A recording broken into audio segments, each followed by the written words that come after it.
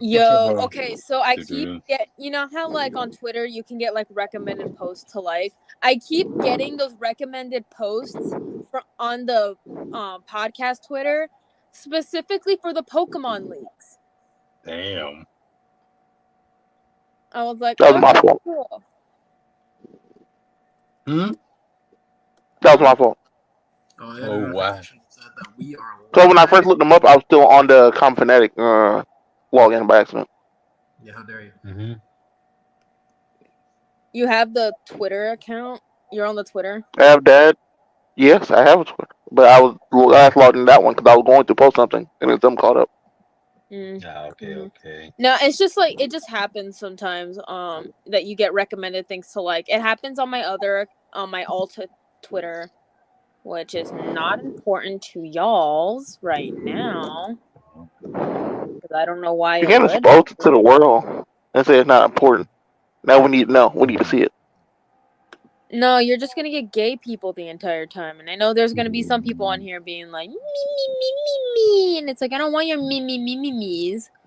Leave me alone. We're finally getting news about FNAF 2, the movie, Mm-hmm. and it wasn't put on the goddamn list. I'm disappointed. Cause all this a picture.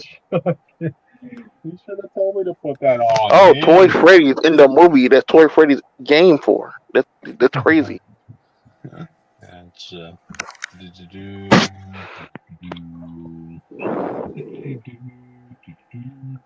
Are we live?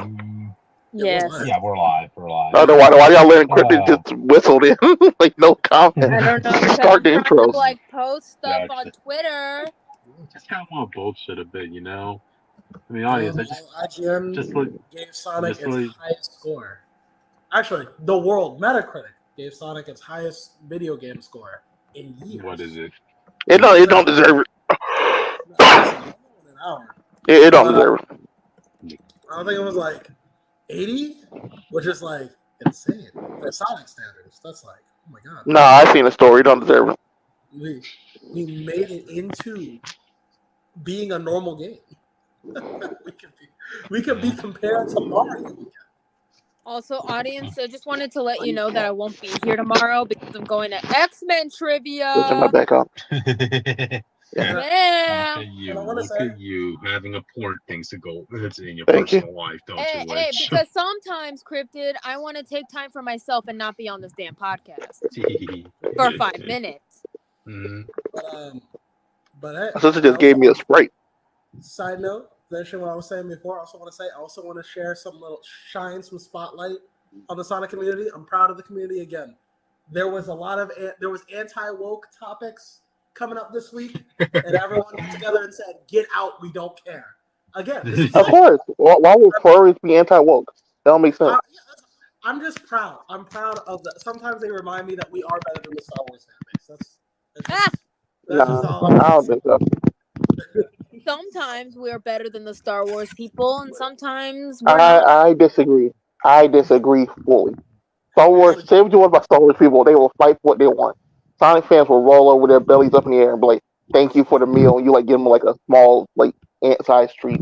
But we have The Wars community can never unite. I'm just saying that as a neutral party here on that. we have Also, for any audience member that might be watching who is heavily bigoted, I do not want to see you here, okay? Mm-hmm. Like, I'm just letting you know, I will fight you. I'm not on the clock at my job, so I can legally fight you if I need to. So don't test my patience. And that goes to the guys as well. Do not test my patience. We in the Sonic fandom may hate each other, but we will not go that far. We will never waver in the face of the anti-woke wave. That's all I want to say. So, I saw a thumbnail for a YouTube video that said, I didn't get to watch the video because I kind of lost it, but it was a video explaining why a lot of autistic fans really like Sonic, and I'm just like, okay, cool, pop off. I don't know that, but you know. Okay. Trust me. That is not true. There is a decent amount. I know a lot. Unless you're going to take a test and be like, all these people here are autistic and it's like Sonic, that'll be a weird test to try to look up and match. Yeah, but if you are Mhm. artistic and into Sonic, we welcome you. Yep. If you Besides, are artistic and you're into Sonic, fuck you, don't Christian. watch the live. Mhm. But But, yeah, all right, I guess we get started. Yeah, the current writer for Fantastic Four is writing Reed to be autistic. If he's You know, there is a huge chance that I actually might be autistic. Maybe like a smidge. Stop! I'm trying to bring out his Reed hate and made it go over to autistic hate. Well, it's not. You're ruining the moment. It's not gonna happen. And if Now, I'm going to figure it out. He's going to do something. And you're not going to like it. I'm like, oh, that's because he's autistic. That's how I'm going to get you. Wow, that'll be crazy. But all right, with that said, All right. I guess we get started. Gotcha. Well, welcome to Comic Fanatic Live, audience. You're here with me, Cryptid Seeker 415. Y'all want to know what Captain America fudge tastes like? Freedom, liberty, and That sounds gross. You're here with me, Jake Tylenol, and I'm here to get things done, to set things right. And that's what I'm gonna be doing tonight. You're me, Breaking Wall. I don't have an intro. Let's go with it. Okay, I'm Richter, also known as the Witch of Jotunheim, pronouns they, he, and I'm tired. I don't know what to tell you. I'm just tired of this bullshit. Oh, I guess that's it. Yeah. And Are you genuinely tired? Look, and together we form the Fanatics, and we talk about the news and reviews of the week. And on this night, on our Monday, our sacred Monday nights, we talk about the news. So we have some exciting topics from you. A lot from Marvel, it looks like. But we also have some from beyond the verse, like Karate Kid news, and as well as a review. Yeah, because like I said, I won't be here tomorrow, but I'm Half going to talk Yeah. about this book. And we have one. the DC stuff, they just didn't give us enough info to actually talk about it. Right. So, we got some stuff. So, as usual, leave a like, subscribe, help us in that algorithm, especially if you comment and tell us what you think about our thoughts on the episodes. Agree, disagree, we don't. Any engagement is good engagement on our part. That's true. We You are hear that, bigot? You're allowed to comment, but you can't be seen by weight. Yeah, just don't piss me off, and we'll discuss. It's true. And we're on our road to 50 subscribers? Aren't we like close or something? Please subscribe so we can stream on YouTube, We besties. can do that. And I think that's everything. We also have socials. Am I right? Yeah, we do. Do you want me to tell them to you, or do you want me to keep them to myself? You know what? I think just for this week, maybe you should let them know. Okay, cool. Yeah, You said please keep it to subscribe yourself. to the That was YouTube just weird. channel. Don't listen to Bricky Wall over here. Listen to me. Subscribe to the YouTube channel. And if you want to, you could put on notifications because that will let you know when we are live. Oh my god. You can also follow us on Twitter because sometimes when I'm able to, I do post when we are live if you don't want to put on notifications for some reason. But also sometimes you get a little sneak peek on art that I do for the podcast. But like I said, I'm taking breaks because Jake traumatized me the first time we started with all the goddamn movie reviews. Mm-hmm. Traumatized me every week. Every week. That was a stressful month, actually. It was a very stressful first month and a half. Trust. Anyways, you can also, if you don't want to follow these nerds, but if you want to follow me personally, you can follow me on Twitter at Witch of Jotun, with an E instead of a U, bestie, just letting you know. You can also follow me on TikTok and Instagram at witch_of_Jotunheim because I do postings on there sometimes. Mostly on TikTok because I like to ramble a lot, and these guys don't let me ramble about the randomest things. So I basically do it on there when it's not necessary to the podcast. You can also follow me on Tumblr at Northstar Aria because I do postings sometimes on there, and now I'm fighting with people on Twitter because of a certain casting decision.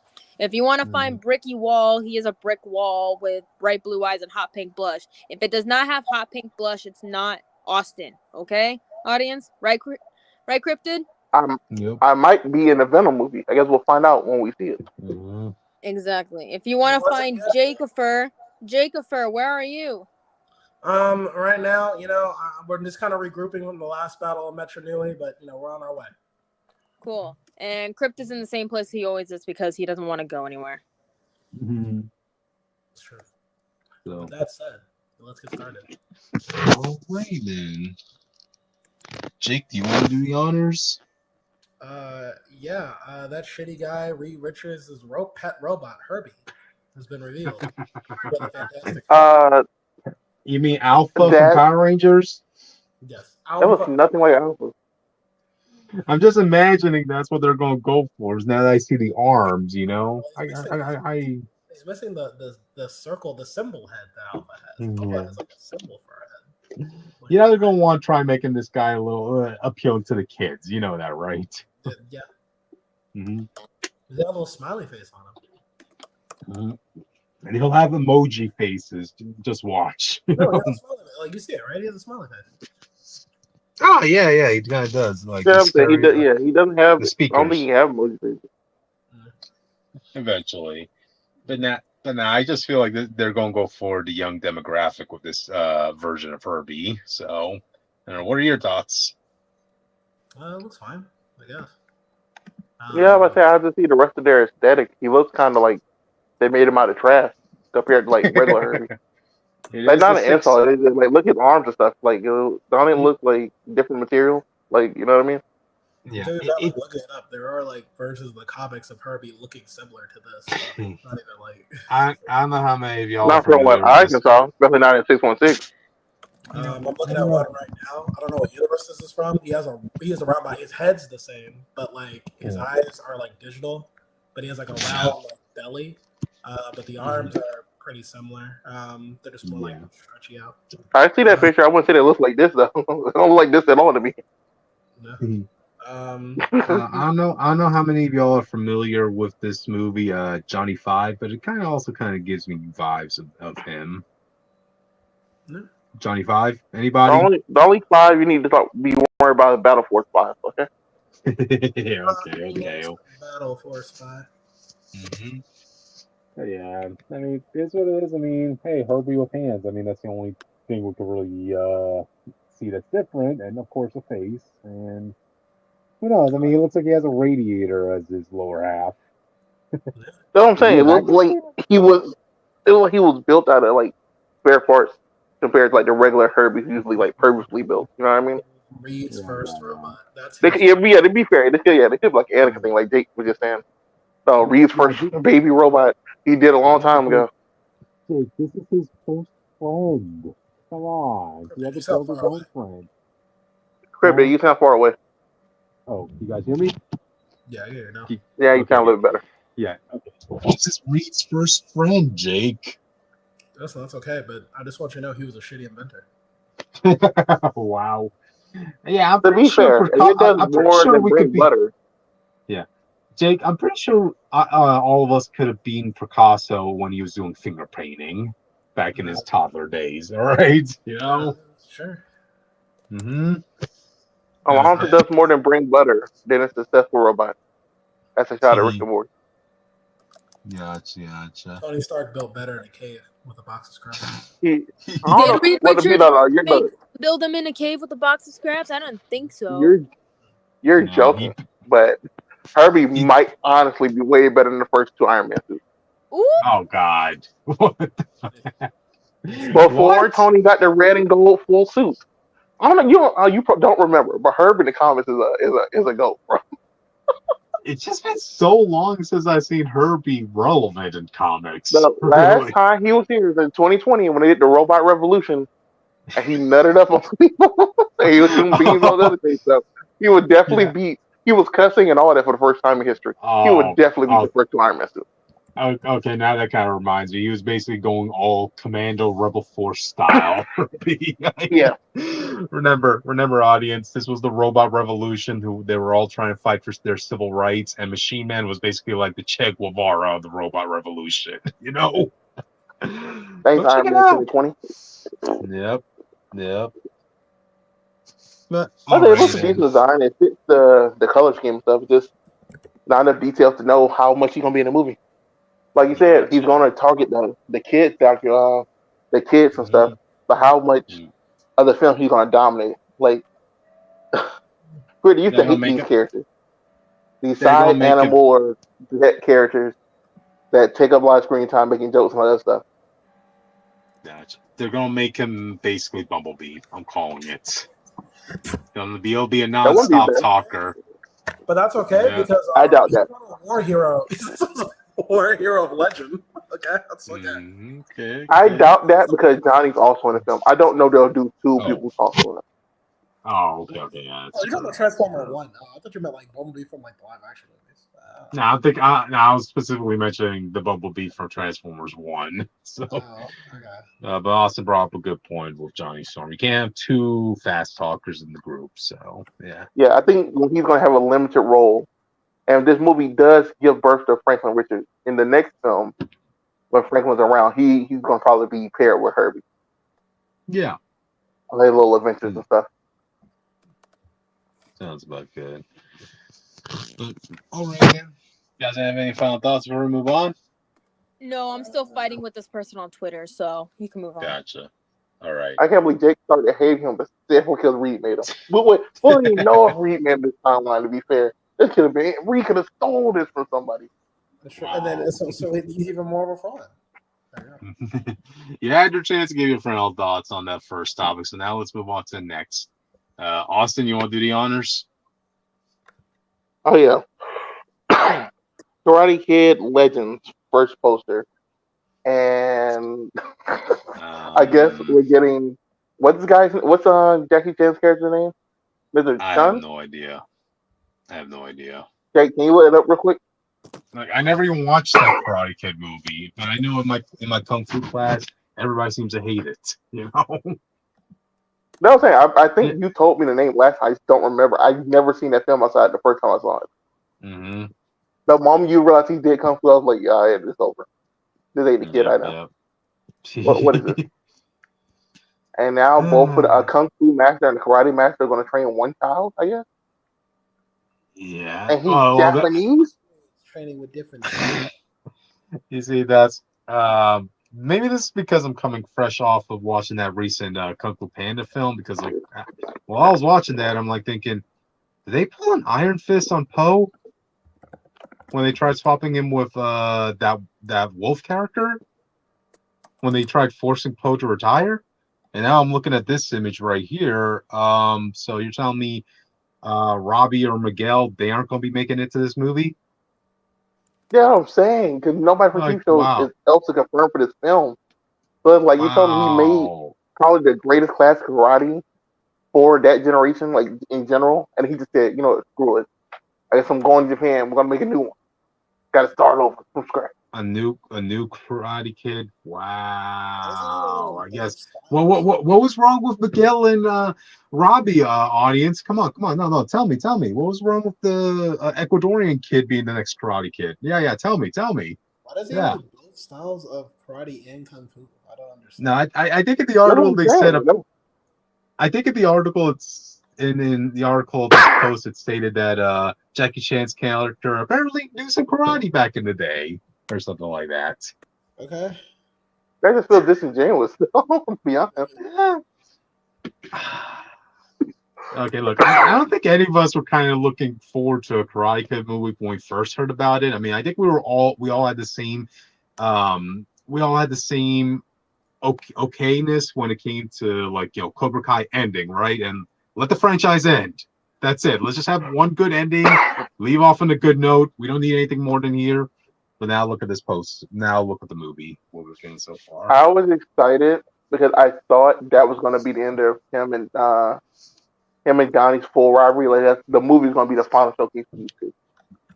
Yeah. I thought they're going to use the show to finish Robbie's and Miguel's story, and then the movie is like the combination of all the history of Karate Kid going back to these two, and finally in the franchise with these two. Yeah, apparently the writers of Cobra Kai and this movie aren't really collaborating, so damn. Or maybe they are, which is why they're kind of forcing. They were probably kind of forcing the last season of Cobra Kai to add in some tidbits from Miyagi's past.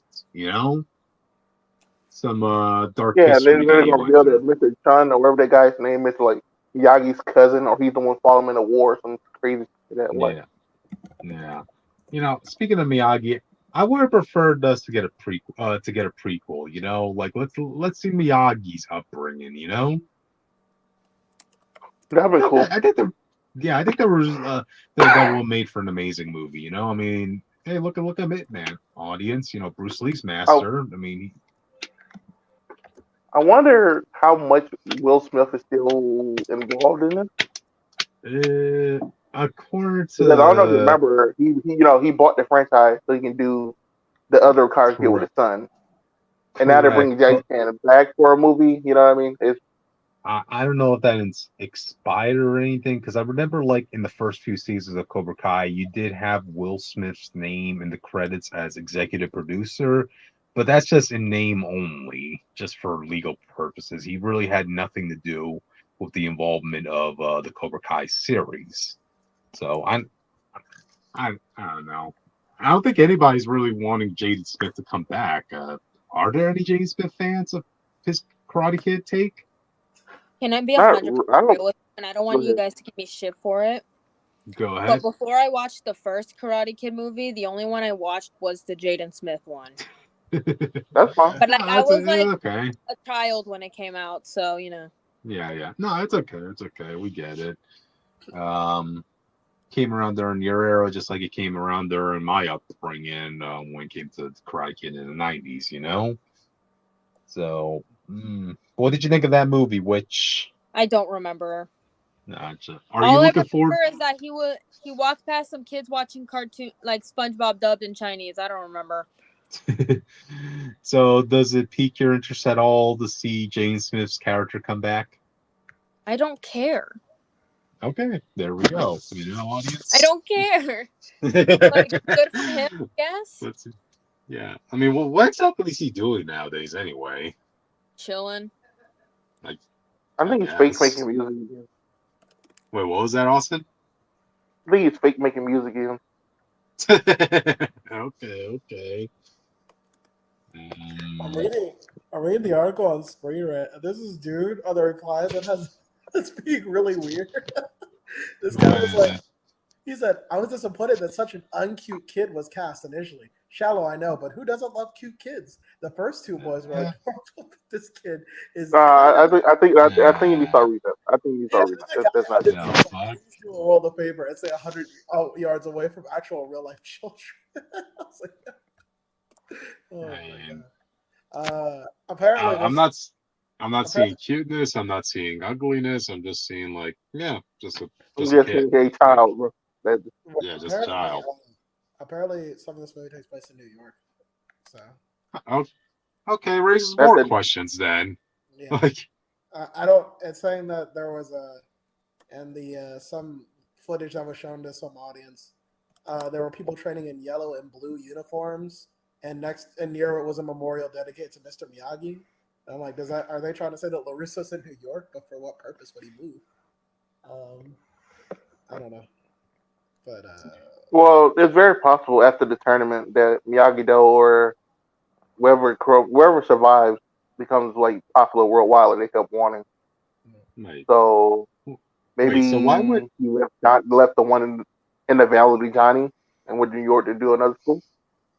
I'm just trying to find out what the reason is for Daniel wanting to go to New York since he lives all the way in LA, other than the fact that this is just a storyline way of making sure that none of the cast from Cobra Kai will be brought up in this movie, you know? I'm pretty sure he has his auto business also in New York. Oh, okay, I guess. Okay.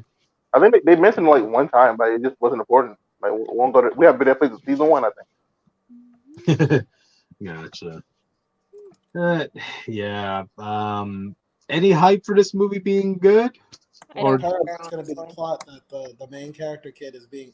Stop me if you heard this before. Bullied, and karate is his only. Oh my god. So. Okay, so all I'm just seeing with this is just pure cash grab. They're like, okay, Cobra Kai seems to be doing so well. Let's make a movie. Like, fuck, screw this whole ending thing. No, we're making a franchise of next kid. No, if it was, I feel like they would have had the people from the show come on. It would be like a weird cash grab, not When your new well, popular people. well, yeah. Also, like they're not bringing in the cast. That's what he's saying. Don't think that would be a weird cash grab to not. Uh-huh. Oh, Cobra Kai is popular, so not use anybody from Cobra Kai. That doesn't make sense. Yeah, I guess. I think that was the original plan they had for the next Karate Kid thing, and then they didn't work out. So they did the show, and they're like, "Fuck it, we can do the movie now." I guess. So we're getting it, whether we want to or not, audience. Let's just hope this, hey, we'll find the right decent at least, So, all right. Any final thoughts before we move on? No, Okay. I think which So the Karate Kid. I am Karate Kid. Just no, Gotcha. I'm actually Korean, so I would probably be the Taekwondo kid. Okay, I want to actually bring this. I actually want to talk about this real quick. Go ahead. I was about to say you do this. Apparently, Marvel wants to make a Prince Charming movie or whatever. And Why here's the say thing. Marvel? Here's the thing. I personally think that they shouldn't do Prince Charming. Me personally, I think they should have done Florian, Snow White's prince, or Prince Philip from Sleeping Beauty. I think that would have been more interesting. Don't get me wrong. Love Prince Charming, especially in the second and third movie. However, let him just be a guy. Like, there's nothing wrong with just wanting to be a guy. Besties. It's not, My problem with it is more that if you watch the 2011 movie, they already gave him that movie was basically his and Cinderella. I don't think there's much you can add to his character that movie didn't add, that live action film. Mm-hmm. Because Prince Charming is Cinderella's prince, right? Yes. Yeah, then that dude got a whole lot in that movie with Richard Madden. I know. To be honest, I never watched that movie. I just left it off at Anastasia, Cinderella's other half sister. Like, oh wow, they did good things with that character to the point where I'm like, I actually like Anastasia better than Cinderella's story, to be honest. Keep in mind, we all know what happened to the real Anastasia, though. Oh, okay. I don't want to reminisce on the actual story of what those sisters actually did to their feet to put that class. They did themselves. Talk about Anastasia. Mm-hmm. Oh, she's talking about Fox with the rest of her family. Oh, okay. You're talking about. Wait, Anastasia was the name of one of Cinderella's stepsisters, right? Yeah, but I was talking about Anastasia the movie. Oh, okay, I thought you were talking about. No, I was talking about Cinderella's stepsister, Yeah, no. So basically, the reason why they decided to make Anastasia, I guess, like have a romance arc in the second movie was because she was not as mean as Drizella, who's the other sister. That's true. It gave more layers to this stepsister other than just surface level traits as the first movie did, So for that, I always applaud them for doing that character development moment with her. As far as Prince Charming goes, he's from the era of Disney where, all the princes tended to just blend together, there really wasn't much depth in them.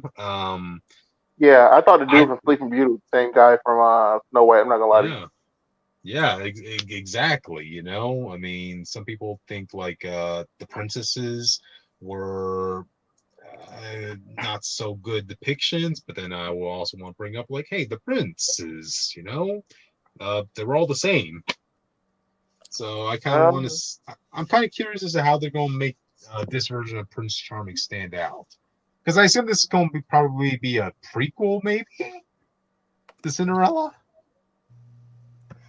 I think it'll be interesting to see Cinderella the film from his point of view, just full on. The project allegedly will not be specifically linked to the curfew breaking princess. Say it again.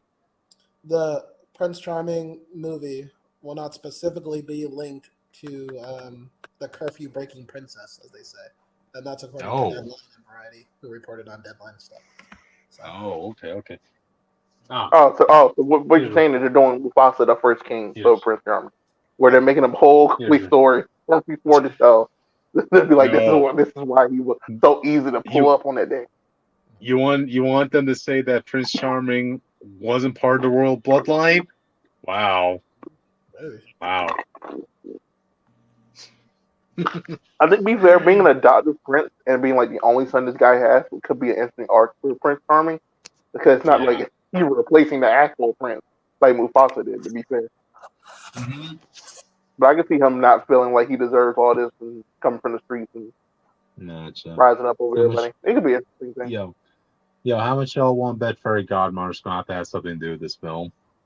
Just for the Easter egg stakes, you know? Because Disney loves to put that Easter egg stuff in prequels.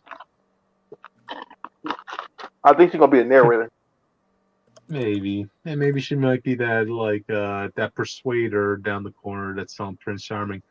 Okay, look, also, word of advice. Someone with glass slippers, go for it. Go for it.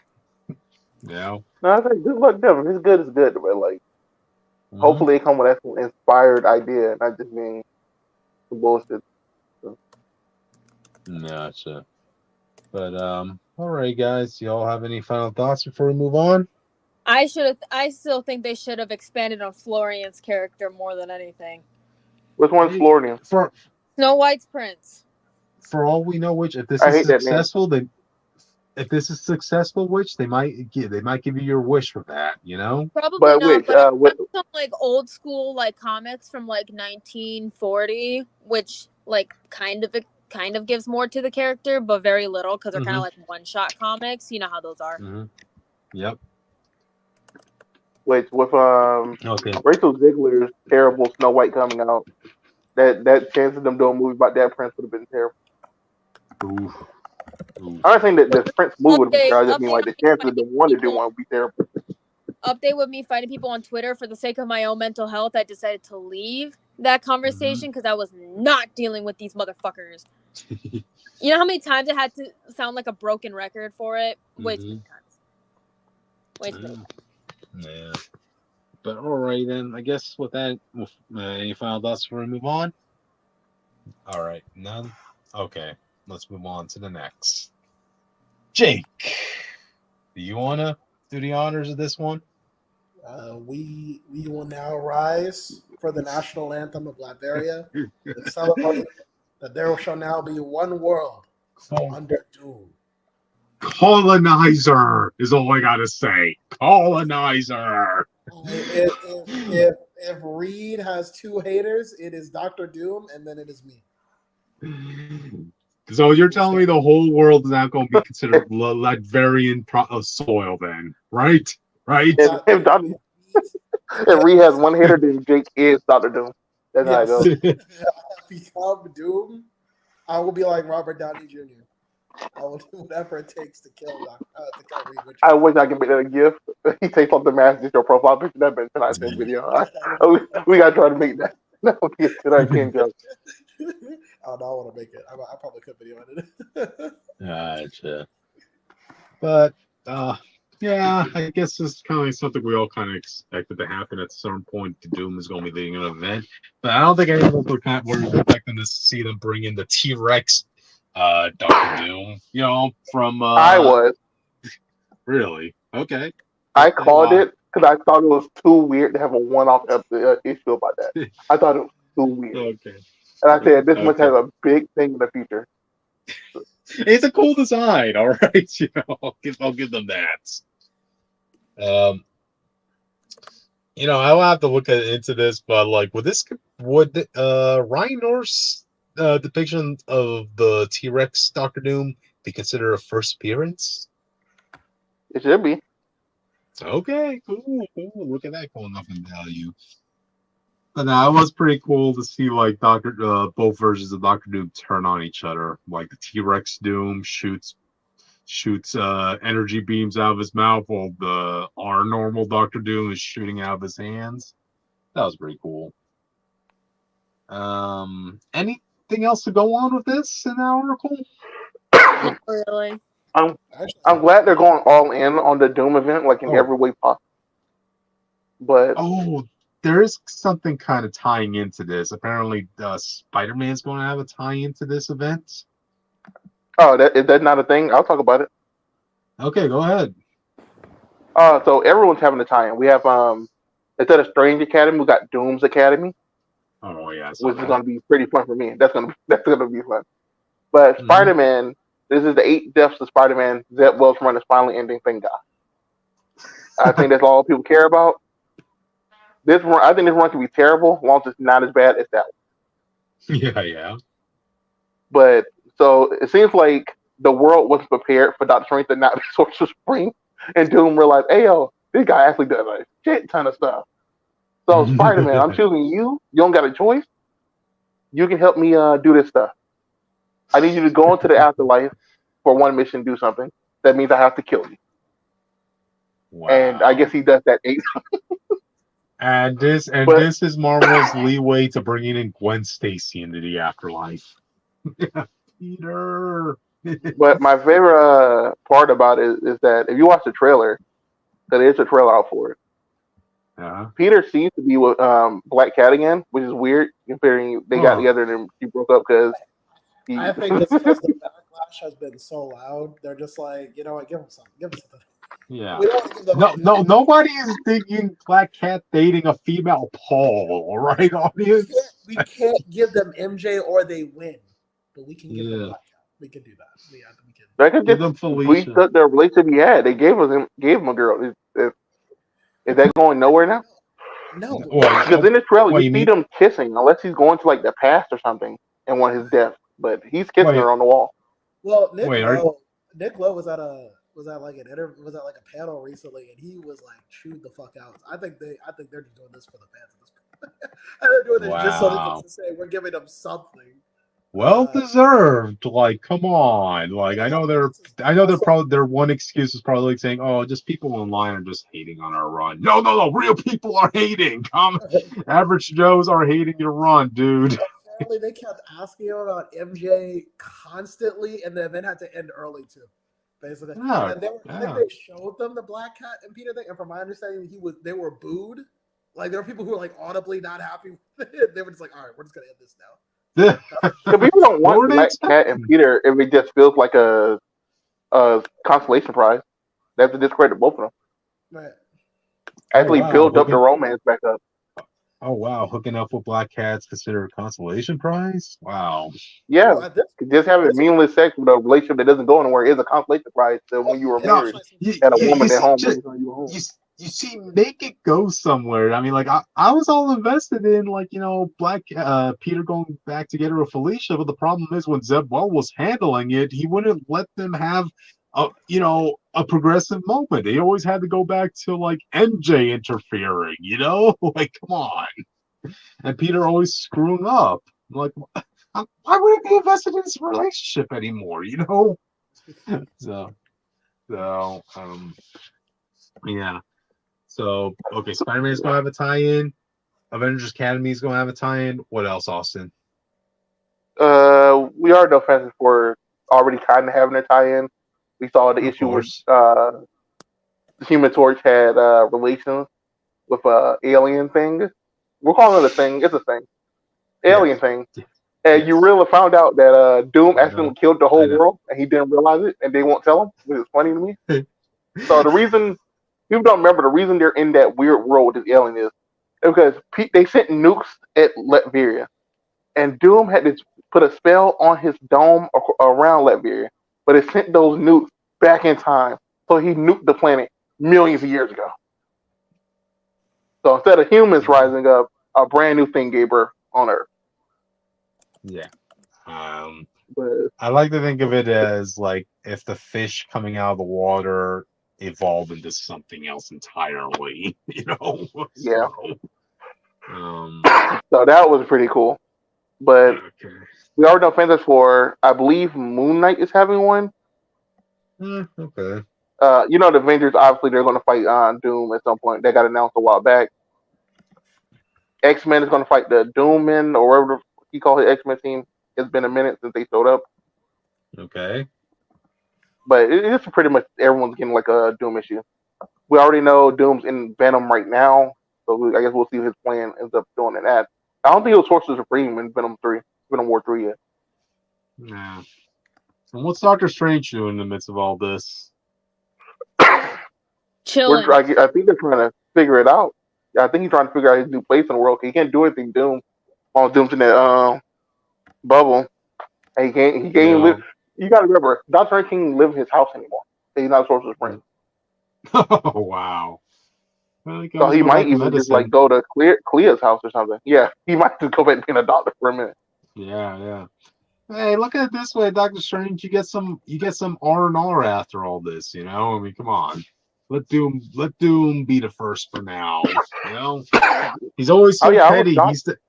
He's the second smartest person to read. He's the second in terms of like Sorcerer Supreme next to Doctor Strange.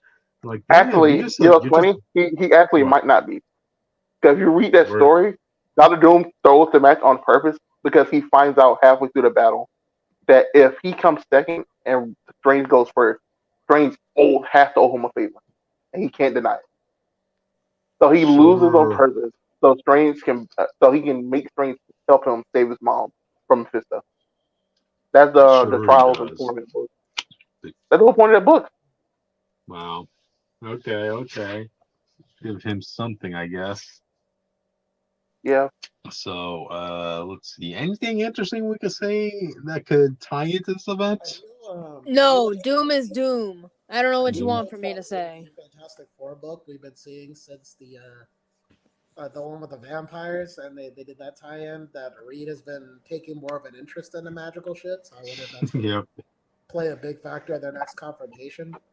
I Yep. doubt they will go that far because I feel like if once you get readings of magic, you can't go back. In my opinion. It's more like he's thinking about the. It's not like he's actually doing magic. It's more like he's thinking of there was like the last issue where he's like, oh wow, think of how this artifact could like if we had the same Yo. properties of this technology, we could use this to Oh yeah, amplify this there tech, this was tech. there That's what was I one think. more thing. Yeah. We see that Peter in one of his lives he fights what looks like an agent of Stenorite. And I thought that was interesting. So that's what Huh. the Juggernaut God person Oh, okay. Yeah, I guess bring who all the Doctor big. Strange also used his powers for the Crimson Bands of Stenorite, which is a red beam people use to grab people. Wow. Okay. I guess bring in all the heavy hitters then. Okay, wait. I'm just confused. So who's gonna be the main villain in this event, or is this just about like Doom's He reign in goes, don't general? aid Doom's the overall villain, I think, but we're gonna see 8 different lives of Spider-Man. You gotta do missions, man. I think it's just a run to hold you over till the next big writer. Because next big writer already got announced. I don't know if you saw that. Oh, who is it? I have to find it again because I thought I posted it, but I didn't. But it's a female Oh, writer, and there was a whole controversy about it. So really? Huh. Kelly, you know Kelly, the Kelly. writer y'all talked about time. Kelly What? Thompson. Kelly Sue? She wanted to do Oh. She wanted to do Spider Man. No, she's not the writer. She wanted to do Spider Man, but they passed her over for Zeb Wells. And Wow. then when she wanted to come back and do it this time, they hired a different female. And then they announced that that lady was the first female to ever write a mainstream Spider Man, which is also a lie. Whoa. So Kelly was Whoa. feeling some type of way to see, find out it was an accident. But yeah, some new lady is writing Spider Man, starting with issue 66, I believe. Okay. I don't know Wow, what's up. Kelly. Wow. You deserve better. Yeah, I was there. I don't like Kelly's writing all the time, but it could have been interesting to see her take on Mary Jane and Peter from her point of view. Yeah. Not them Yeah. them dating, but you know Kelly usually excels with writing female people, so that could have been Yep, she interesting. does. Yeah. Her Black Cat could have been Stories. amazing though. I think she wrote Black Cat before, if I'm not correct.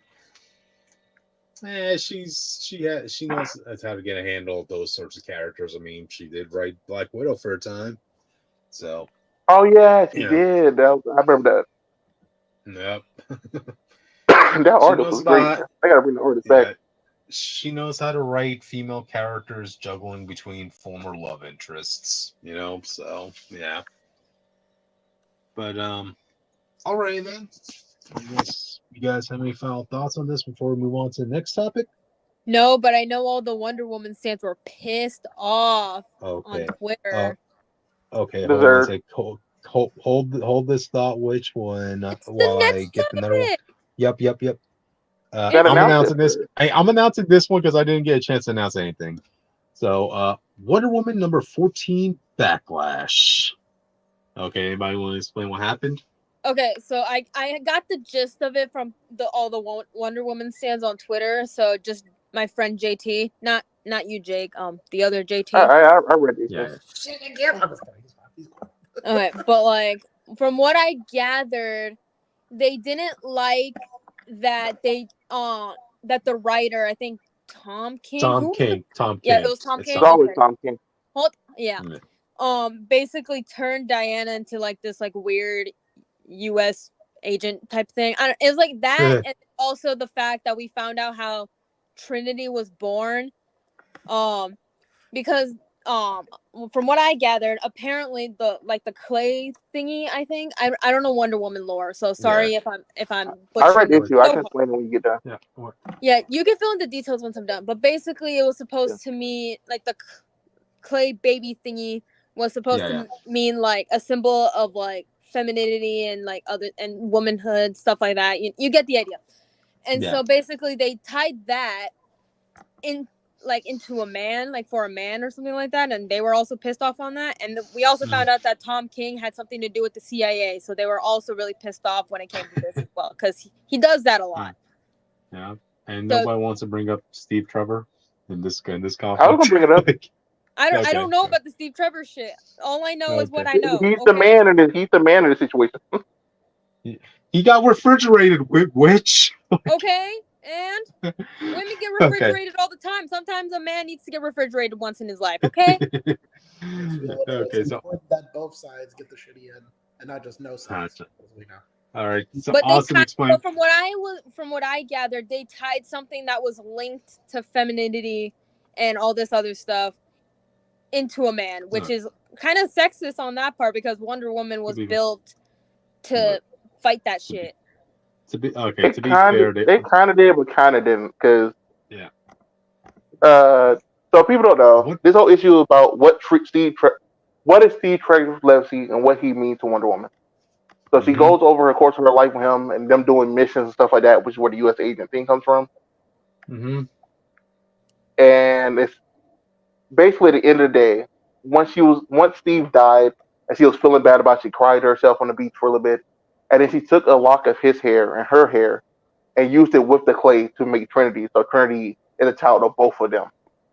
Okay. I don't see anything wrong with that. And people were mad because back in the day, when the clay baby was meant to, there's a all-female island, so a woman made a baby without a man, and that was the significance of the thing. But I don't think it's bad for Wonder Woman herself to do this for her own child with the man that she loved who is dead. But I get why people would be mad at that change, because people are already mad at now they changed Wonder Woman's origin from being the clay baby and into being the daughter of Zeus. Okay. Is that why people are liking that new Wonder Woman book? Yeah. So they went back to her just being the clay baby. Yeah. Okay. Absolute Wonder Woman. With regards. Yeah. With regards to her origin, I know it's like they always often change a little bit for origin every now and then. One depiction has her being made of clay. The other depiction has her being the son of Zeus. The other one being the daughter of Zeus. The other being the daughter of Hades. This and that. Just wait 5 minutes, audience. They're going to change a new origin with her in the next year or two. Not anymore. That's the whole point of doing absolute Wonder Woman. They don't have to. Gotcha. But with regards to her and Steve Trevor having a child, all right, this is the one way. Those two were love interests for the longest of time. What I gathered from Twitter, people aren't mad at the fact that she technically had a child with Steve Trevor. They're not mad at that. They're mostly mad at what happened and who was writing it.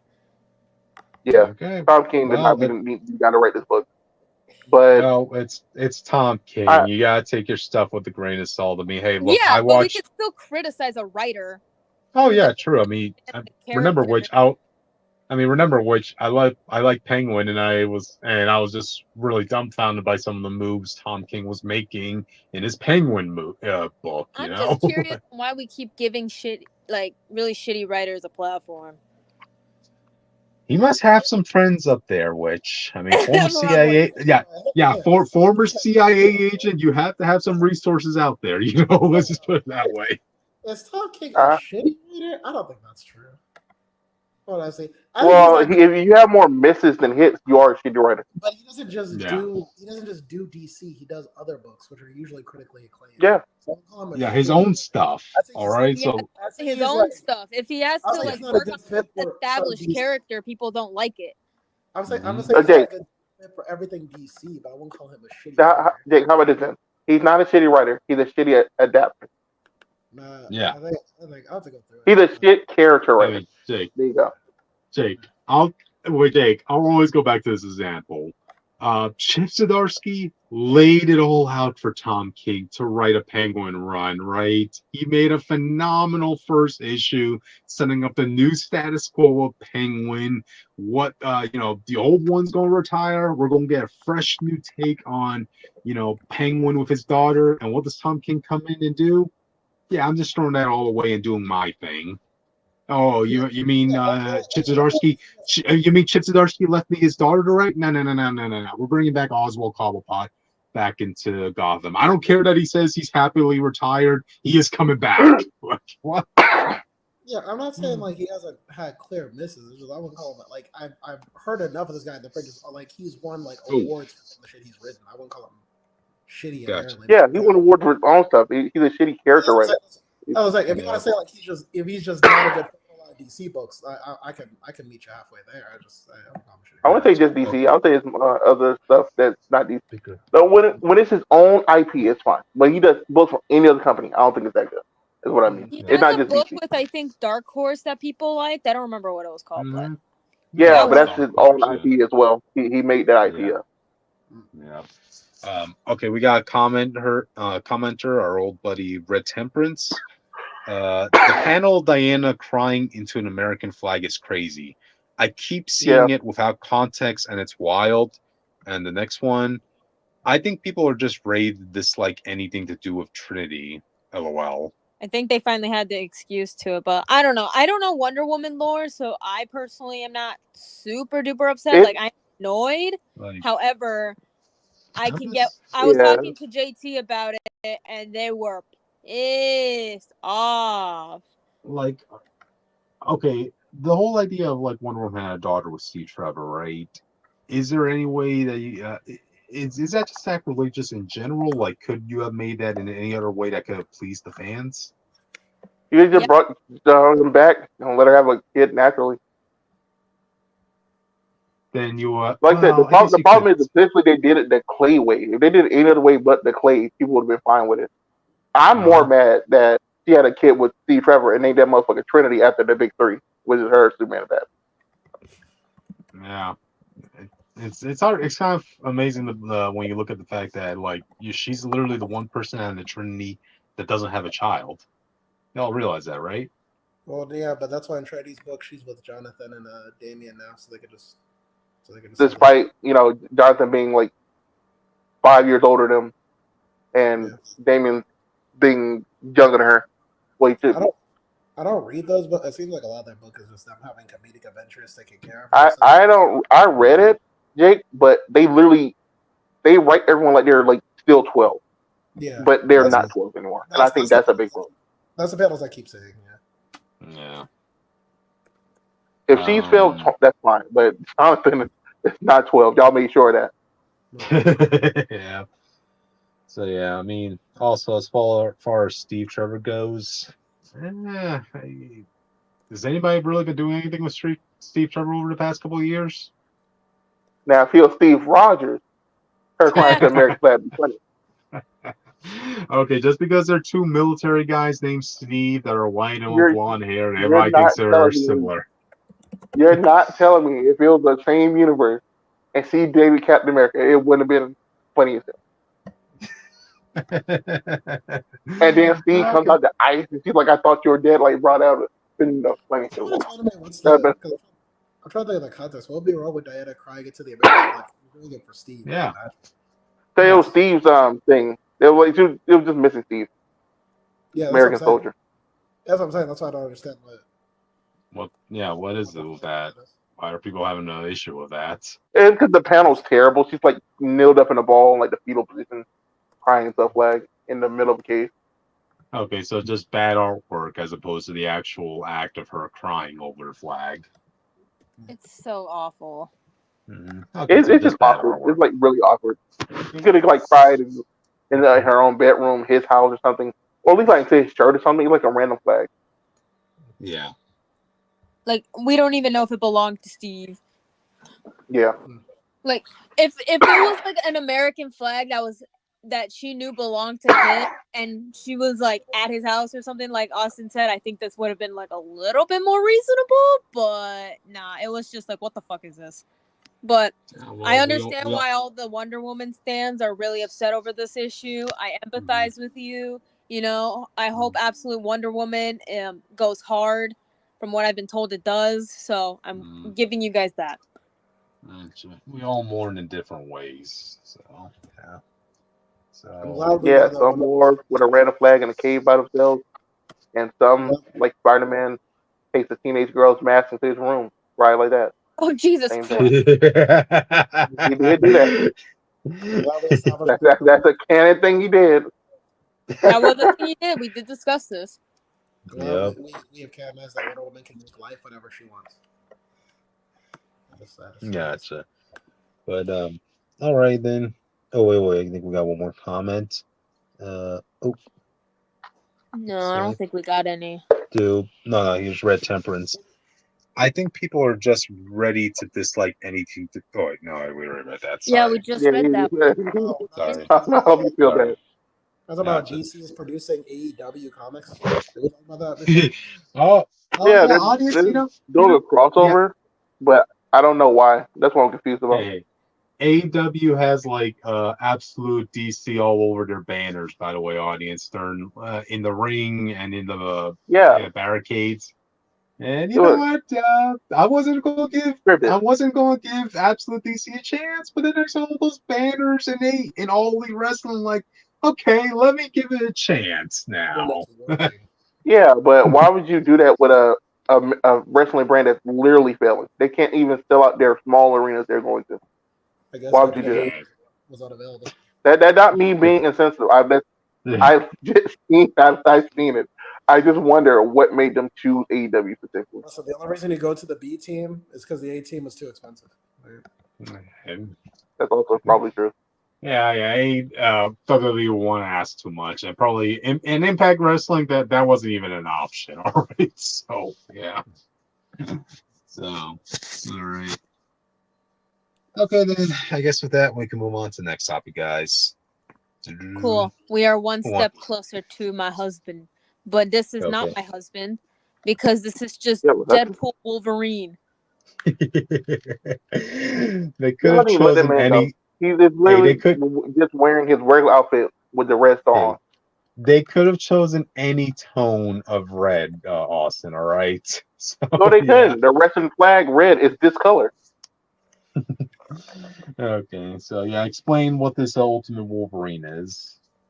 He just Wolverine as a Winter Soldier. Basically, it's Wolverine, but if the Soviets got to him, but there actually is no Soviets, but he's literally it feels busted. Yeah, if he's Winter Soldier. Yeah, he's the new Winter Soldier, but also looks like Deadpool, but also is Wolverine at the same time. It's a weird amalgamation of characters that make way too much sense. Yeah. It's not an amalgamation at all. It feels like it. Okay. The mask on him is a muzzle. Apparently. Yes. Yeah. Apparently, this is going to be the most. Go ahead. The question you should be asking is, how is this possible? Because we've seen Wolverine's whole skeleton in the other thing. Like Wolverine. Man, clone. We don't know, but from what if they're doing clones, that's a way worse situation. Must have been able to fuse. Maybe this is a theory, a game theory. They were able to fuse this skeleton to someone else or something like that. I'm not sure. Like I said, a skeletal looks way too much like Logan, though. I think that's my problem with him. We don't know what's under the mask, man. He's literally what's under the mask. We know the body build. We know the hair. That's literally Wolverine's body type and hair, bro. Wolverine's the only one who could build a body in Marvel. Okay. Wolverine's the only person who could be short and stocky and have this stupid ass Eagles hairstyle. Yes, I agree with that. Okay. I think it will be twisted like this isn't even Wolverine, it's somebody else. Why give him even the face? I don't know. I don't really think it. I don't really think that'll be a twist. Why call him Wolverine at all? Like that's the whole reason. For marketing purposes, Austin. You know. Yeah, that's what I'm saying. I was just thinking if it's someone else, like just do a different character. I wouldn't simply be Wolverine and then bait people for Wolverine. Then don't be Wolverine. Imagine if they did this with like Deadpool, and you find it's not Deadpool, Wade Wilson, all just some random guy. How would you feel? That's how most people won't feel. Wade Wilson. I guess. Logan is one of the top 5 for Marvel. People will be mad at him. Remember when it was Spider-Man, Wolverine, and Hulk as the big 3? Me personally, the only Ultimate books I'm reading right now, or I'm collecting right now, are Ultimate Spider-Man and Ultimate Black Panther. But that's really it. I mean, I'm mostly reading Ultimate X-Men, but I sometimes read the Ultimates itself. But I don't know if I would really care enough to read Ultimate Wolverine. There's too many Wolverine books. There are way too many. I'm sorry. There are way too many Wolverine books. There are way too many Spider-Man books. There are way too many of them. According to this synopsis, it seems like Wolverine is a weapon that's for the Maker, or at least the Council. So. Okay. I mean, doesn't this version of Wolverine have something related to Omega Red? I feel like he does. Magic, Colossus, we don't know. Magic, Colossus, and Omega Red deploy their most lethal asset, the Winter Soldier. But who is the weapon behind the mask? Exactly. That's the synopsis. So even they're playing up the mystery, like who is the guy? Yeah, but if you can make him hairstyle like Logan specifically. I think the problem is Logan has such a weird hairstyle. So you go out your way to have him had a hairstyle. It better be Logan. Oh, hey, what if this is secretly Demolition Man? Or that'd be interesting. Or it could be Akihiro, but just change the claw patterns. That is a possibility. I'm not saying it is the actual actual thing. I'm just saying it could happen. Yeah. I would rather him be in Ultimate X-Men, to be honest. Y'all doing the full Japan thing anyway. Okay, so fun fact. In Ultimate X-Men, I don't think I really brought it up. Mr. Sinister in this universe has like this weird dude person, just kind of like being used for their powers or something. Like kind of like strapped onto wires and shit. Not the Shadow King, but someone else. So that could be Akihiro or Laura or someone else. But who knows? We still got time to develop this universe, I'm enjoying it more than the first one. I'm fine with it being cloned if they do like because we got the Bullseye robot and stuff. So Wolverine being cloned wouldn't be out of pocket, but I feel like if I had clones of the Winter Soldier, I would have probably sent these early. I'm not gonna lie. Yeah. But it's a y'all say he's a little bit like Deadpool. I think it's a great design, but I do hope this is the outfit for different versions. I feel like you're looking at there is a cover where I'm like, oh yeah, that does look like Deadpool. It's like the one where he's like. Well, the rest of them just homages to other covers of his. Yeah, it's like there's like the one where he's attacking Colossus. I'm like, oh yeah, I see the Deadpool is a bit, but I don't know. I think we'll give at least the first issue a try just for topic's sake. So, all right then. I guess with that, we can move on to the next topic, audience.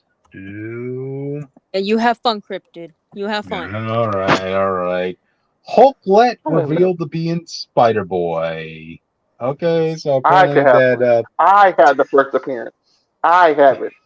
I have. We can all thank Gwen. You proud? You proud of yourself? You're getting money thanks to Dan Slott. I've been on War book, and I got the one with this one character in it. Dan Slott, you failed me. You said this was going to be a first appearance issue, man. What happened? To be fair, they don't say her name, but it's clearly a female Hulk lady with orange short hair. I don't know how many of those Hulk. It's red hair. Ginger. Yeah, Ginger. Yeah, awesome. It's red hair. Well, orange, red, I don't care. Gotcha. No, to be honest, when I first saw this image, I'm like thinking, oh my God, Are they going with the secret sibling route already with Spider-Boy? Like, What do you mean? because because I'm just looking at that red hair and I'm thinking, wait, she has red hair, Bailey has red hair. Are they going to insinuate that they're siblings or something like that? Spider-Boy is just Yeah. a list of tropes. Nah, yeah, I was thinking it's too early for all that, man. Yeah, You think the yeah. mom would know she had another kid? Hey, We're crossing off tropes for Spider-Boy. yes, exactly. Like, See what he's I'm- already. Yeah, but that's just, you should celebrate already- that. It's just going to make more people hate this book than they already do. I'm Nah. just like, it could be Not you, him.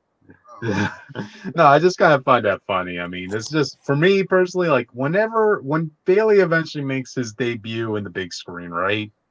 I want them to do to Bailey what they've been normally doing to a lot of redheaded ginger characters in media. Oh, you want them black? That's crazy. You want black Bailey? Go with the trope, and like let's see everybody try hating this kid now, all right, When she hulks out, she gets red hair, but when she goes back, she has black hair, and she's a black. That'd be hilarious. The more mad I get, the redder my hair becomes. That's cool. To be fair, yeah. at this point, man, this thing, say she's the Hulk's daughter. It's been a minute we had a Hulk kid around. First, our Scar's been missing since like Gamma Flight. Well, here's what the synopsis says. According to Slot, we'll learn a lot more about Hulkette as her powers as she faces off against Spider-Boy and Daredevil. There's a big surprise in store for Marvel fans when he finally dropped the secret of her origins. But for now, if you want to see the pint-sized powerhouse throw her this is the issue where a journey begins. It's definitely going to be Bailey's sister. Then he doing all that. Yep. Secret sibling trope. There you go. You see, Bailey, when you got erased from the timeline, I went back in time and got hit by the gamma bomb next to Bruce Banner. Oh no, bro. It's definitely a secret system. Yeah. Because like, what else can you do? This is secret origin. Like, there's nothing else impressive or super secret you can do that make people like care, unless he's related to Bailey. Like, oh look, she got gamma, another gamma experiment. Okay, so remember when they tried to skit with a Teen Abomination? I actually liked him because he was Happy's kid.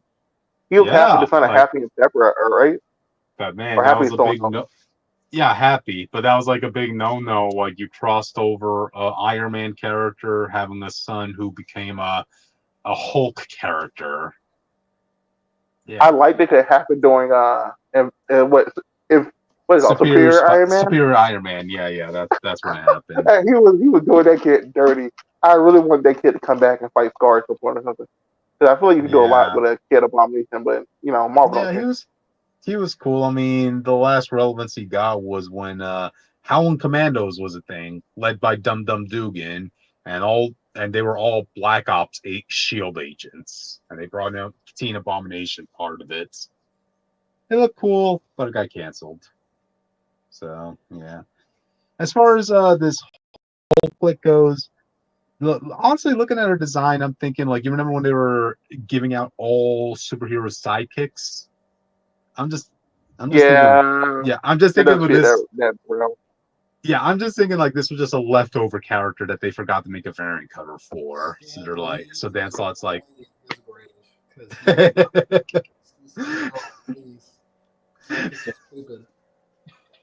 oh my god! Sorry, Stan. Sorry, Stan. His or her name, their name is Enormo. So. Bro, it's a girl. Apparently, their battle will take place in Madripoor with Spider-Boy and Spider-Girl. Bro, this lady just letting like random people take her kid out the city. I love it.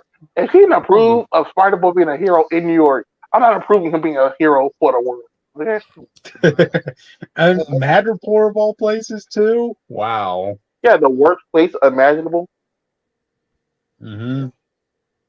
But I want to bring up something. So the design wise, I don't know if you remember the Venom tie-in, which is an adult, but she just looks like male Hulk. Yeah. Wow. She just looks like Hulk.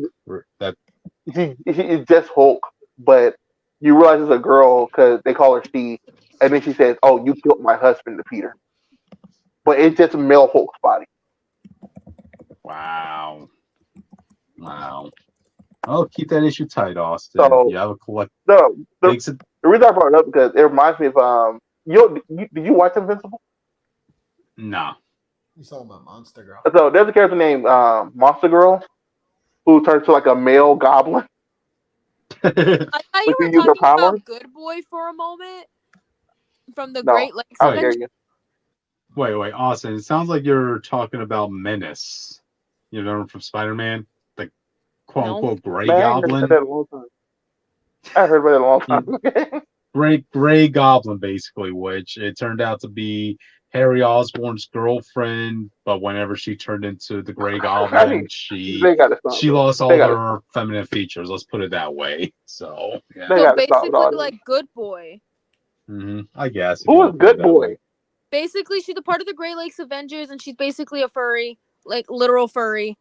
Wow. She basically turns into a male blue wolf furry thing. Don't worry. Yeah, then basically that was the her Hulk form is giving me. So I think that'd be interesting. I'm sure if they do that, that's going to be a part of like a conflict arc at some point. Yeah. Being turned to a giant male monster when you're a girl will, cause a stir, at least in yourself. It's just seen as challenge. But I think it'd be interesting. I'll check out the issue. But I did say I wouldn't stop complaining about Bailey Brooks because that web was so bad. So. Oh man, sometimes sometimes it takes rising tide to lift the crappy ship, So, all right. Say it to me the way I can understand. Okay. Stanlon wants Dancelot wants to keep this going as long as he can. So, hold on a sec. All right, then I guess with that we can move on to the next topic. Who wants to do this one? We're doing another stupid Spider-Verse war with the Venomverse. Oh, I wouldn't do this. I rather would. It's Spider-Verse versus Venomverse because Venomverse died. Well, Spider-Verse died. He came back. Venomverse died. He came back, and now I believe Bedlam, who I brought up like a few weeks ago, the red future evil Eddie Brock who wants to kill Spider-Man. I think that he's leading the crusade of the Venomverse versus the Spider-Verse. Yeah. I hope they kill everyone off. I'm not gonna lie to you. Wow. Wait, every who off? Everyone. Yeah, I mean, I think that's what everybody wants. Thin the herd out. Spider-Verse character. Maybe it's time to put you down. I'm sorry. You gotta go. Yeah. It's too big. Wow. It's too much. Yeah. It's an infestation. If you look up Spider-Verse right now, Jake, you'll find over 500 characters. And most of them only have like one page of stuff. Because they didn't care enough to actually do some of these characters. They're just making them to make them. Mm-hmm. But it's a shame because That's the thing. Again, I pitched this long before. I don't remember which episode. You could have done stuff with the Spider-Verse. Just to make it like a thing. Bro, I just hate because they end up making a Spider-Man Prime with a magical Spider-Man who gave every other Spider-Man in the multiverse their power. When the whole point was that anybody could be Spider-Man, and it was supposed to be just an accident thing that worked out for the best. And now he's like, nope, this magical black guy who's in his own dimension decided, Peter Parker, you can have spider powers. It doesn't matter what that spider was genetically modified to give you powers. It really doesn't matter. They could have been a regular spider, and obviously they gave you powers. I just have so many people who aren't Peter to be Spider-Man just casually because, like, damn, Peter, you just don't matter. You just like, damn, concepts suck. Anybody, what are you complaining about, bitch? Quite question, guys. If we need a spider person in our universe, who wants to volunteer? I'll do it. No one wants to suffer like Spider-Man.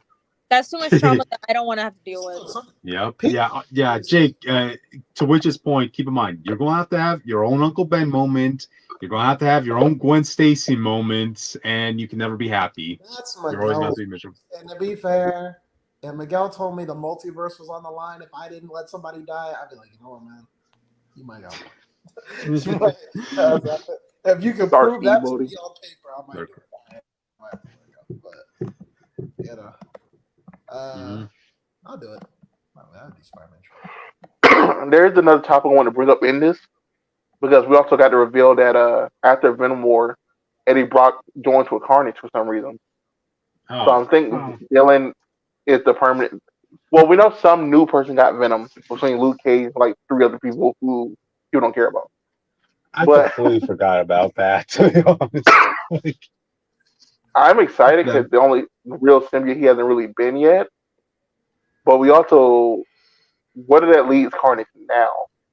Because you go by the synopsis, it seems like, hey, the only way to keep the Carnage symbiote satiated is that at this point it needs to kill people. So he's gonna try to do the leap to protect everything with Carnage. I think that's interesting overall, but we'll see how it goes. Yep.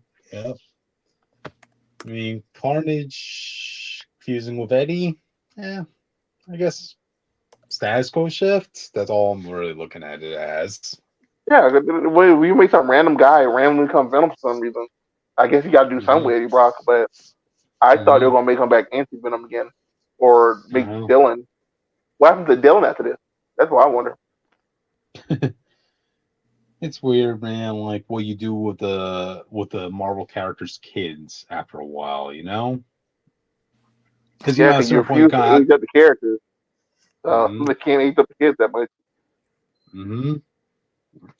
they either get swept off to the side, or God knows what else, man. You know? That's why You just keep I go ahead. you just keep writing him until no writer knows what to do with them. You know? I don't want them to do what they did with Normie because I didn't even want Normie to randomly go join the Avengers Academy in that team. Though, according to which I heard it worked out because it didn't fit Normie's personality or what Normie wanted in his book or with his family. I kind of want them. I wanted Dylan and Normie initially to meet Valeria Franklin because I don't know if you remember, we got those one shots of Dylan and Normie. And it was like the good son. Yeah. And I would love to see them go with Franklin and them on like small adventures or like the. I can't even say the Power Pet. The Power Pet is like teenagers now. This could have been a But fun way for Valeria to look at the symbiote, saying, I wonder if I can mass produce a symbiote of my own. Wink, wink to the Ultimate Universe.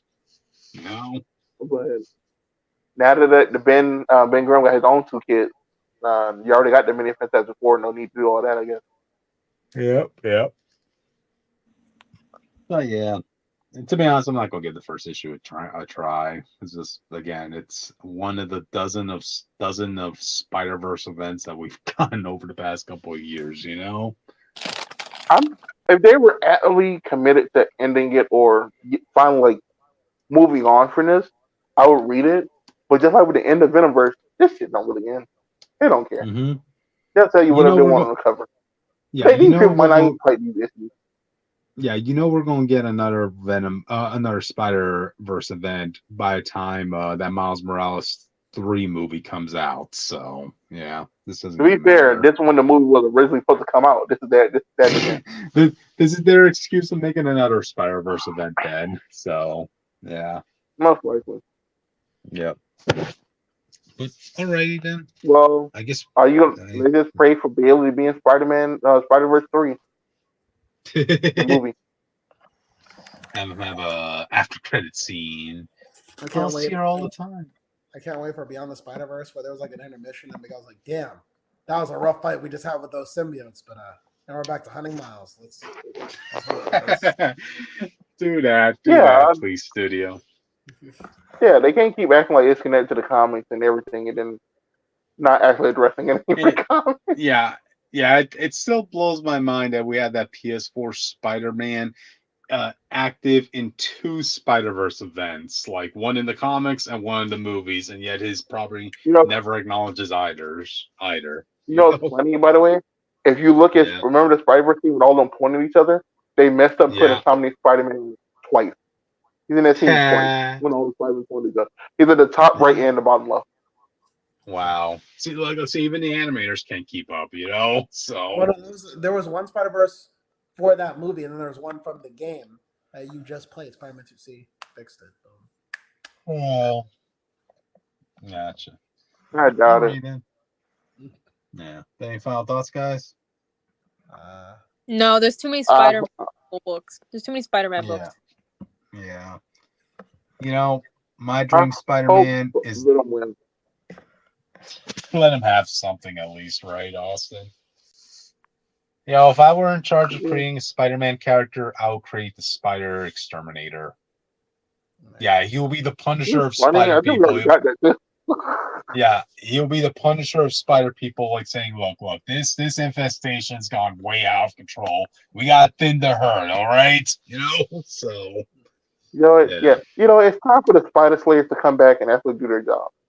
Yeah, come on, Slive. You've been slacking, man. Fallister. What's a multiverse Sinister Six, and they call themselves the Spider Slayers? I need to see it. That's true. But all right then.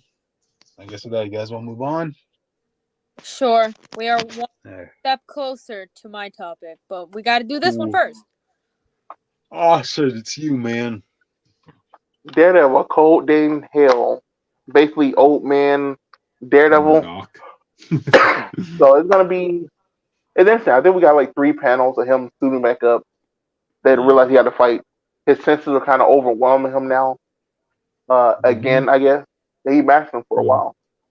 But I'm excited for it because we don't really get a lot of these stories outside of Logan or Thor. Yeah. When it comes to like the future stuff regularly. So it's going to be interesting. People also don't know the TV show Born Again is confirmed for May 25th. I thought I'll just throw that in there. And it's TVMA apparently. Yeah.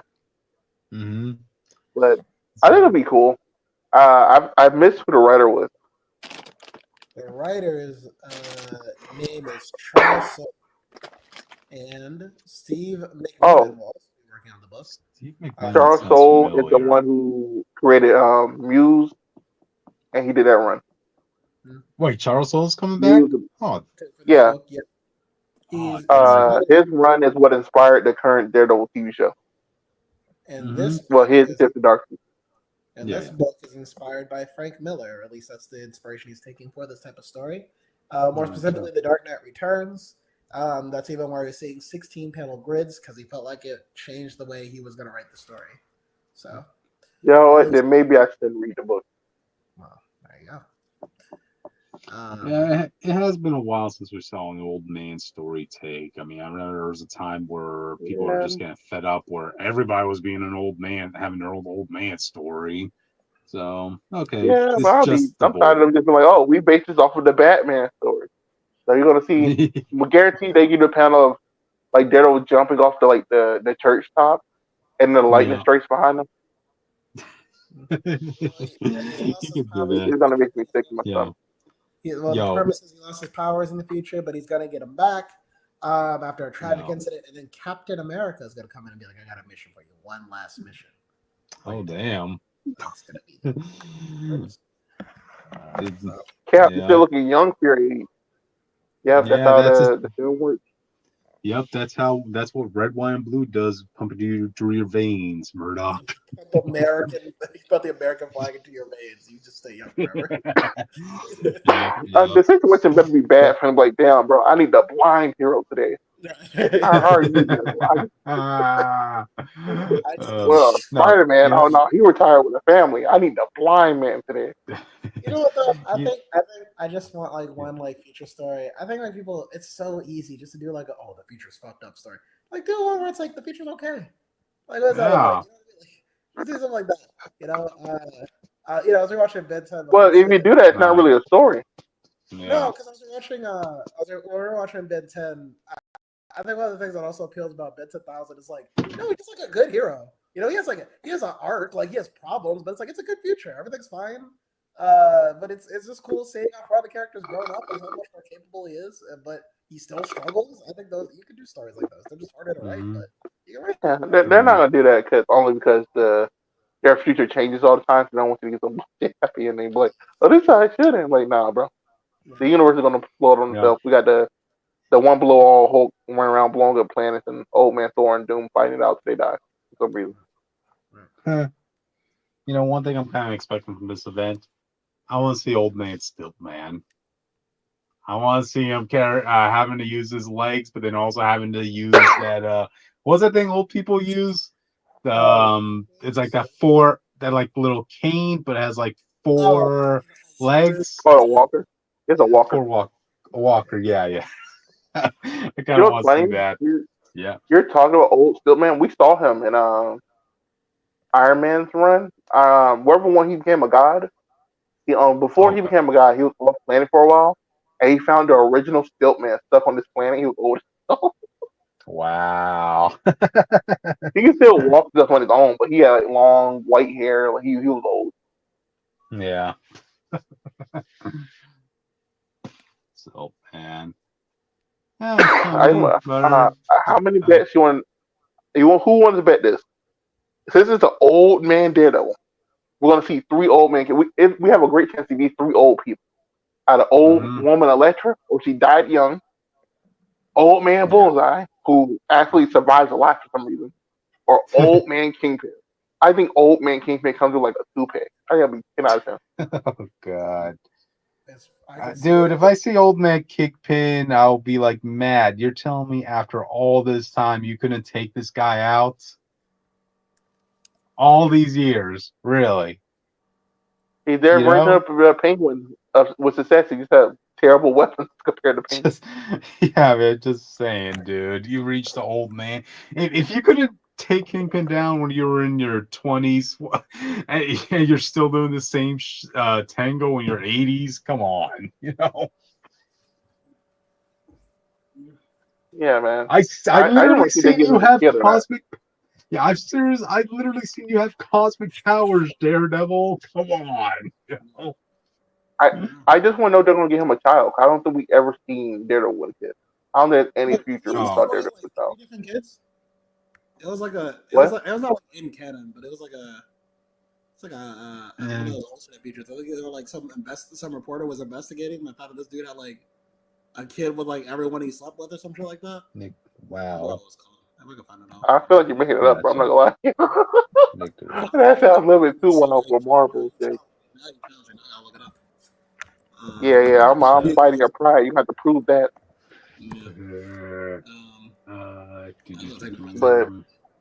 But in terms of Matt having a kid, okay. Well, I mean, at this point, that kid will be an adult at this point, you know? I think but that's what I mean. I never seen a future where he had a child myself. So once they do it. Even in like Old Man Logan's timeline, he died before he had a kid. Spider-Man had somehow had a kid with Hawkeye's daughter.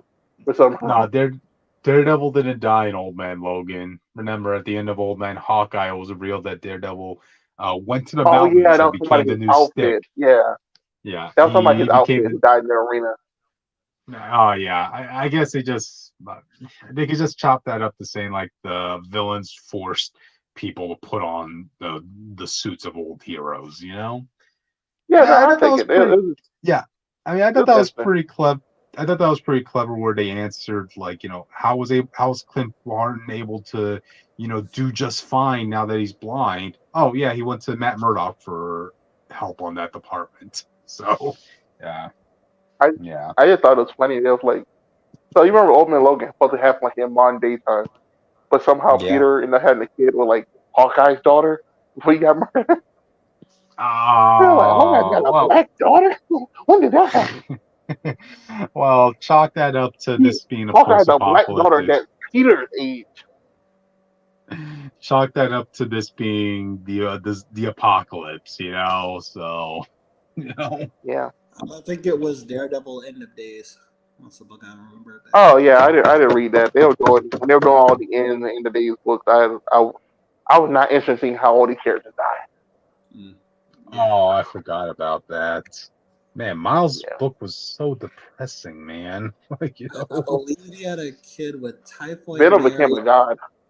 I think he had a kid with typhoid Mary, Black Widow, and I don't want to say Elektra. Gotcha. And Captain America got killed by an army of Red Skulls. Really Really? That's how you gonna do Captain America, dirty Marvel? Wow. No, he died to his arch enemy. That's better than had time Spider-Man died. I don't know if you remember, but in like Age of Apocalypse, but not Age of Apocalypse. Whoever Days of Future Past, Peter just dies to regular civilians. He refused to punch him back because he tried to whip boy. He gets beat to death by regular people. I blocked that out of my mind, Austin. I really did. So It would be way more better if he lost the army of Green Goblins. I'm just saying. gotcha. You want to give the Nazis a win and destroy America's greatest hero? No. Think about Shit this. out of Nazis. Mm-hmm. He didn't get Sam Wilson, okay? We still got Cap out That's true. But all right. You guys have any final thoughts? Nope. there. No, Yeah, but matter of fact, I might die in the next hour if I don't get started with my topic. Okay. All right, Witch, your turn. I'm talking since like I said, I won't be here tomorrow because of reasons, of personal reasons. I'm going to be talking about the oddly pedestrian life of Christopher Chaos's Halloween special. Yay! So fun fact. I want to give a fun fact. So I read this book a week before it came out for some reason. It was just all released online. Wow. I don't know why, but I still got to read it, and here we are. But regardless, I didn't really talk about it too much until the week it came out because, I'm like that. Anyway, so a lot of people worked on this book because, that's cool. We love it. We stand it. Some people who have personally worked on the book and some people who have not. But we're not going to get into that because we got to start off with the cutie patootie of Christopher Chaos. He has to introduce himself because why not? Basically he starts like talking about himself, and all this other jazz. And he's like, oh yeah, I didn't have a costume. I just put on whatever. But my friend said that I'm not much of anything. But hey, then what are friends? He doesn't really have friends because people don't really like him all that much because he's a blue-haired gay autistic kid. So what do you have? Blue hair? You probably have pronouns too. I'm just kidding. I'm kidding. I mean, probably. If you got that reference, we can be friends. But regardless, we see a really, really tall man pull up, and he's like, "Okay, well, can you help me? May I help you find your way home, Christopher Chaos?" And Christopher's like, "You're a stranger," and he's like, "Yeah," and really tall, yeah. And so Christopher's like, "I'm already on my way home. You can join if you want." Do you want to know who this really, really tall man is? Who is it? It's Adam. It's Adam. Come on, man. Come on. Okay. Anyways, so Christopher's like, "Oh, what are you supposed to be dressed up as? Curtains?" And Adam's like, "This is what I always wear." And so Christopher's like, "So you're dressed up as yourself?" Yes. Wait, you want me to change the picture? No. I'll let you know when. Okay. And so Christopher's like, "So you're dressed up as yourself?" And Adam's like, "Yeah." And Christopher's like, "Oh, I guess that makes sense. When my mom dresses me, none of the clothes feel like they fit. If I really good ones though, I never take them off," which is true because this is his iconic outfit that he has not changed once. He has not changed out his outfit once. Did you know that he sleeps in bed with muddy shoes on? Come on, Christopher. That? At least take off your shoes. Christopher made their bed and they're laying on it. So yep, he is.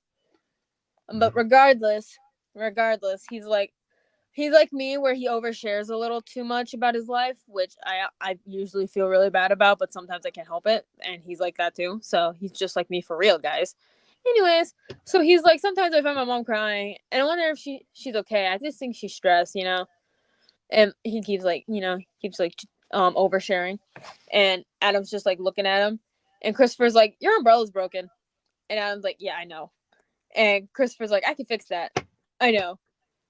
I just think it's like their interaction is so cute in this little story. I just want to think it's cute. So anyways, they stop by a diner with and so Christopher gets some pancakes with a lot of butter on them, and Adam just drinks a coffee because he's baller like that. So I don't know where Adam gets all his money, but you know what? I'm not even going to ask because you know why? You want to know why? Why? Because I don't give a shit. He Because he has enough money to survive, and that's all that matters to me. That's all that matters. Yeah. He has a place to live. He just stops by a little corner shop every once in a while, get some stuff, and then he just goes on his merry way. He's not hurting anyone. We don't even know if this man needs to actually eat. I'm surprised he's drinking coffee. But regardless, he drinks it's either coffee or tea. I can't really tell, but I think it might be coffee. But regardless, anyways, Gotcha. So Christopher's like, oh yeah, this is some of the things that I have built in the past, like, and this isn't even my first teleportation transponder. Like, though I've never seen it as an umbrella. That's super cool. Like that just means I need to read more books. Like my mom says that makes you special. Even if it makes her sad. So that means she's just telling the truth, right? Mm-hmm. And so like Adam is like very concerned. He's like, oh my god, this poor child. And Christopher's like, yeah, my friends don't seem to think so, but maybe they just don't get me, and that can be totally their fault, right? You don't know until you've read the book. And so like this waitress lady comes by and refills Adam's coffee and is like, your son's adorable, what is he dressed up as? And Adam's like, we do not know. And they get a little chuckle out of that, and we get this really cute little scene with Christopher. I gotta make that a profile pic later, and that's a perfect profile pic. But besides the point, so they leave the diner, and Christopher's like, I should really get home soon. My mom will be back from the hospital. She's a nurse. She's not sick, so she's fine. And so like Adam is like, wait, something's wrong, something's amiss, because he speaks old timey, and Christopher's like, I think they're my friends. And so Adam looks down at Christopher and he's like, are you ready? And can you change it to the next picture, please? Picture. Yeah. Thank you. So basically, Adam puts tiny little Christopher on his shoulders while all these fucking asshole kids are throwing candy at him and calling him names. It's like, hey, you're just giving this kid free candy. I don't know what you want from me, man. Pretty much, yeah. Like, you pieces of shit. Anyways, so, after that fun little shoulder ride, Christopher's like, you can just drop me off over there. And Adam's like, did you catch enough candy from those quote-unquote friends? And Christopher's like, yeah, but they're not my friends, mister. Like, why did you help me? And Adam's like, suppose I was just curious. Why not? And Christopher's like, I'm always curious. My mom says that she loves me for it, even if it's going to get me in trouble. Which, if you've read the book proper, that makes sense. Mm-hmm. So Adam's like, puts him down and puts his hand on his shoulder. And he's like, yeah, I know. And Christopher's like, you do? And Adam's like, stay this way, please. Like, even when life seems too hard, stay curious, friendly, and good, Like, trust me. Even if people aren't so trusting. Like, can you promise me that? And Christopher's like, yeah, I think so. And Adam's like, I think I realized what you're dressed up as. It's like yourself. And Christopher's like, I never thought about that. And so Adam starts going his merry way, And he says thank you to Christopher and thanks for fixing the umbrella, And Christopher's about to go inside the house, and he's like good night, thanks for walking me home, listen, talk to me, even if you were bored. I think he was more concerned than bored. I'm just gonna be 100% real with you. If you see Adam's expressions in this, you're just gonna be like, yeah, concerned parental unit. Anyways, so Christopher's about to open the door and he's like, oh, I didn't ask you for your name. And guess what? Before he's able to even get the name, Krakoom. He teleported away with his crazy cool umbrella. Wow. And so Christopher starts to walk into his house and he's like, hey, what a weirdo. And that's where it is. Mm-hmm. And we do get some cool drawings of some of the characters. Like we have one of Hayden. We have one of Christopher with Peggy and a whole bunch of other pigeons. Little pinup drawings. They're super cute. I love them. Anyway, so we cut over to the next one. The next story. Which no. Oh, sorry. I will tell you when. Gotcha. Anyways, I recognize this art style because it's Suli and she's a mad lad. I'm just 100% real with you right now. Don't ask why, just acknowledge it and we'll move on. I'll discuss it on Twitter later. Anyways, so we see Yordi and Hayden. This was before Hayden died, by the way, trying to do some good, because even though they have some more monstrous traits about them, they do still try to do good, And this is in Yordi's perspective, not Hayden's perspective, because like I said, Hayden is dead canonically. Anyways, so Yordi is like, says that he's not a bad guy, even if he seems like he comes off that way, like he's just trying to do good. We both are. And they have to run away from the cops because they're two monsters doing vigilantism, And he's like, I know I'm not like everyone else. And he's like, how did I become like this? Like, and all this other stuff. And we see what actually happens. He looks at the bite marks that are on his neck, and then he remembers that he was turned into a vampire against his own will, and it just kind of fucked him over really badly, which I'm just like, yeah. I think it would be cool to be a vampire, but it would suck ass though, Mm-hmm. Anyways, he's like, he started out by isolating himself. He's like, by everyone, it sucks ass, all this other stuff. We see him fighting with his family, eating rats. So very Interview with a Vampire, if I don't say so myself. And like one time Yordi went on a rage, and then Hayden, of all people, had to stop him because, they're besties. Yeah. Anyways, But don't worry. Time went through, and he was able to, like, he was starting to like what he sees in the mirror every day. He started feeling like himself again.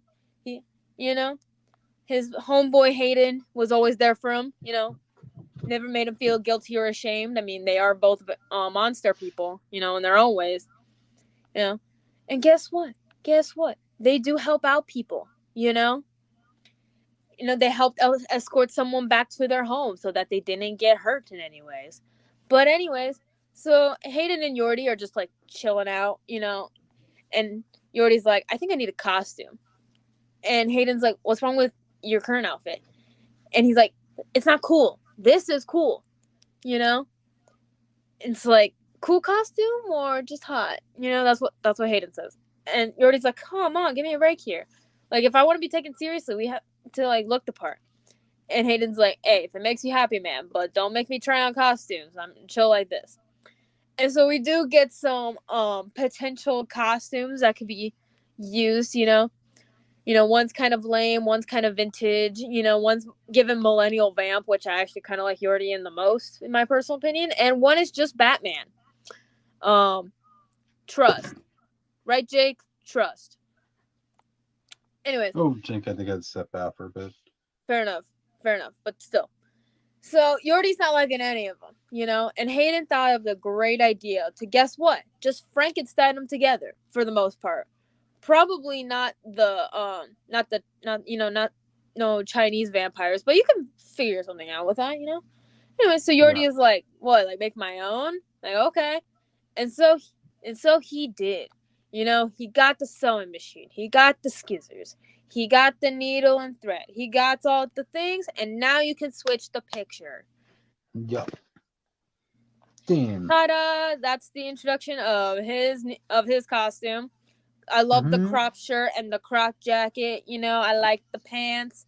I like it. It's very him. It makes sense. Like, do I think and the mask?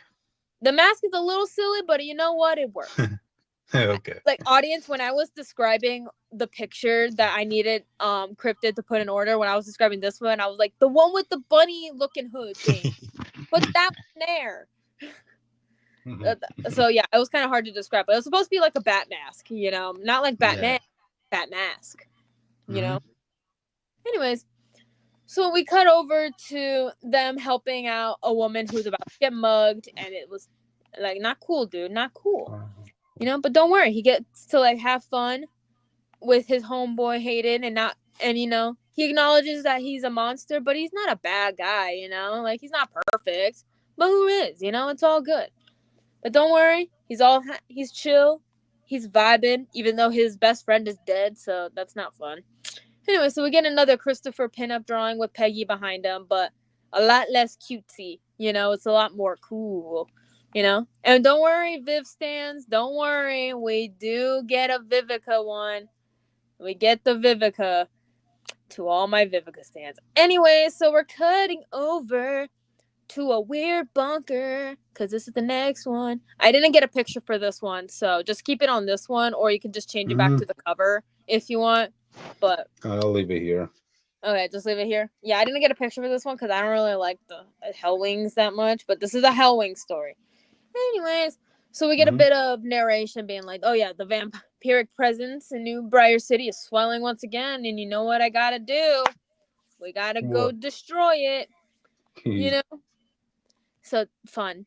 Anyways, so yeah, the main guy running the Hellwing organization is like, oh yeah, your mission is to infiltrate and destroy the monster, and yeah, get rid of the undead filth because, you know, he's an asshole. Anyway, so we see some vampires just chilling out, drinking blood, doing gay shit. I mean, that's vampires for you.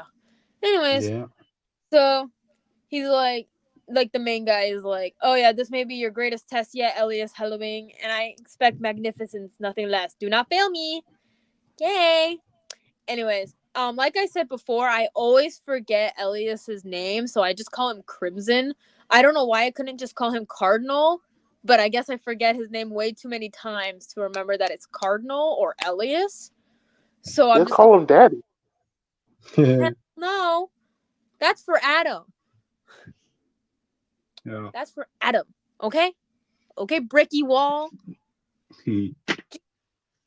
Anyways, so we see Elias pull up, you know, to the vampire hangout.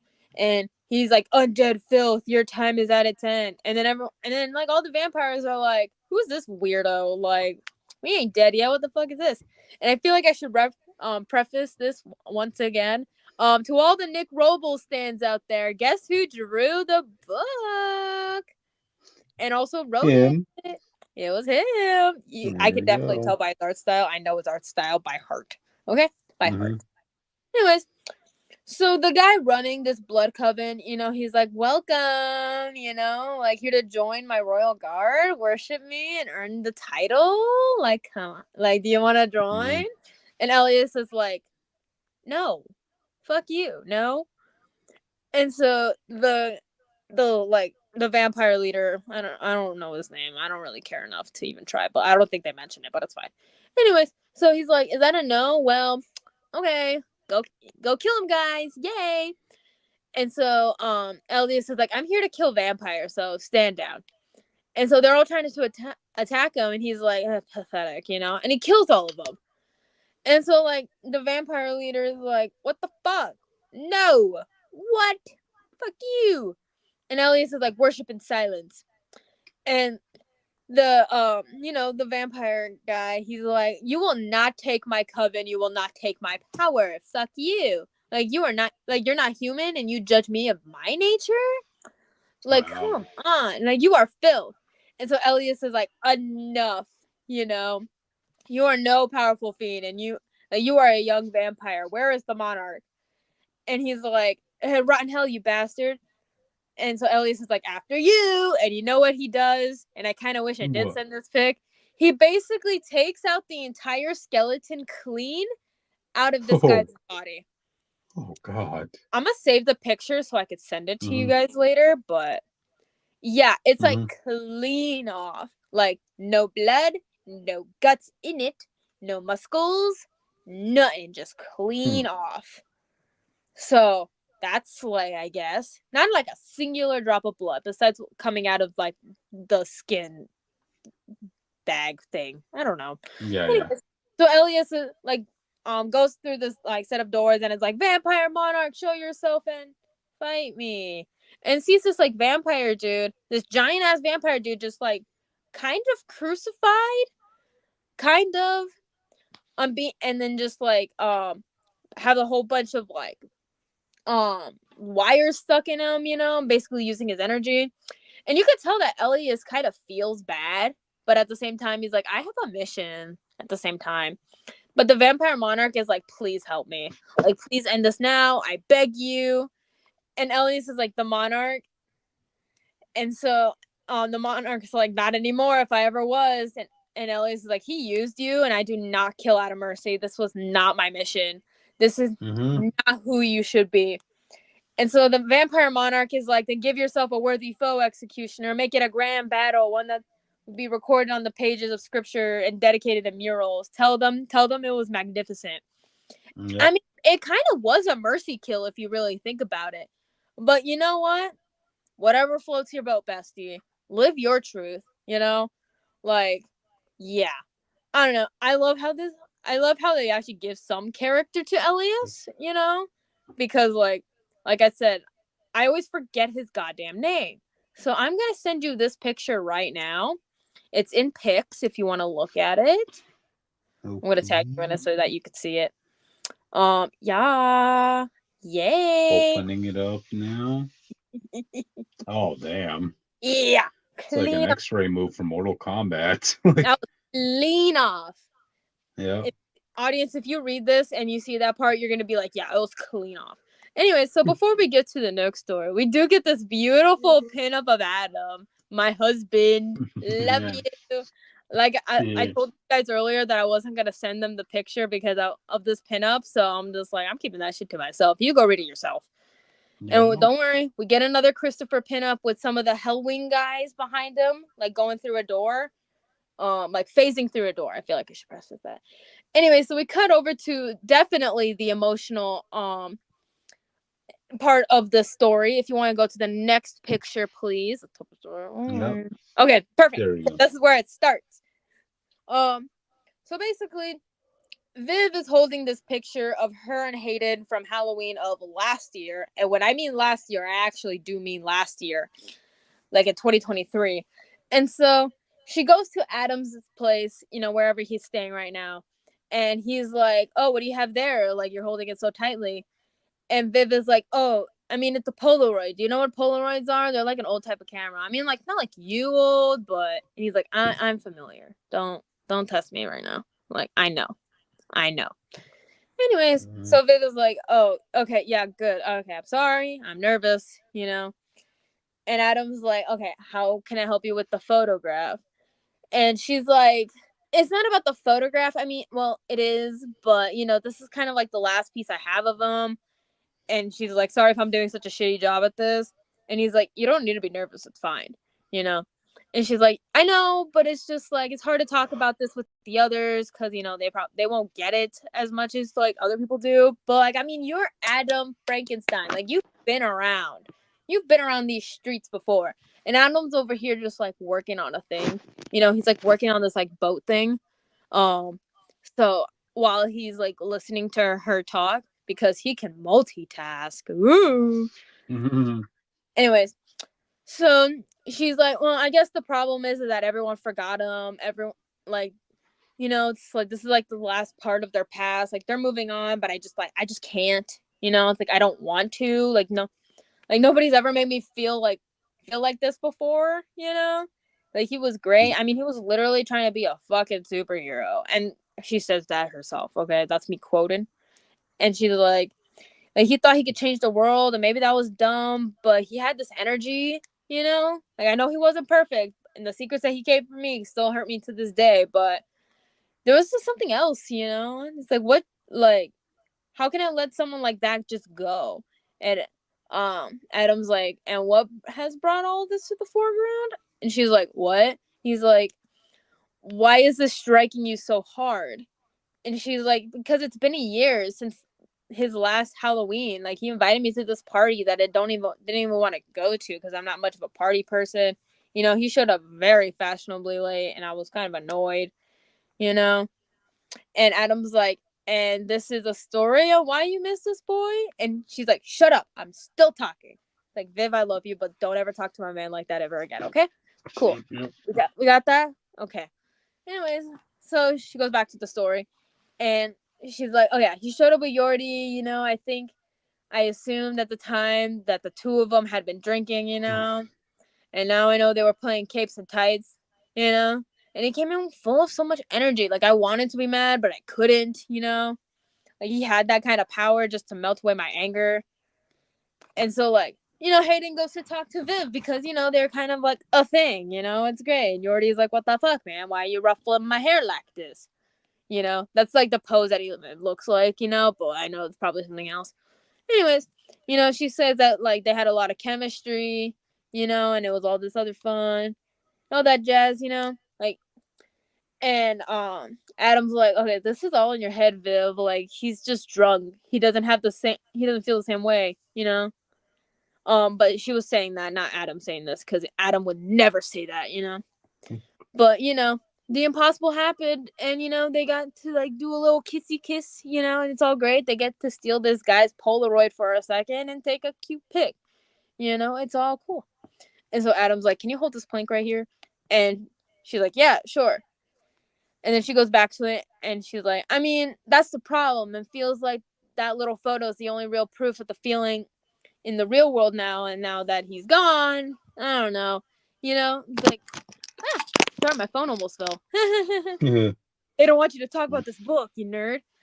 Anyways, so she's like, I want to be able to do this with like Yordi or Christopher. Like, I want to be able to let it go, but I can't just move forward. I mean, like, her experiences were a little bit different than Christopher and Yordi's, but like, I get it. And going back to it, sorry. She's like, I keep looking at this picture, and it feels like it's right now, and it's like, and I just thought, like, you're like a fucking million years old. Like, you have to know something to make this hurt, like, stop the hurting all the time, because I can't bear to feel like this forever. And like, please, just tell me what to do. And she starts to break down a little bit, and Adam just like stops working on his boat for a bit, and he like leans on the table, and she's like, okay, that's your cue. Tell me it's gonna get better and some shit like that. And he's like, okay, Vivica, I'm sorry, it doesn't always get better. Like, there are relationships that mark you deep and scar you, and the feeling never really goes away. And like, Viv gets upset, and she's like, what the fuck? One of these limbs has to have like a little bit of human sympathy in it.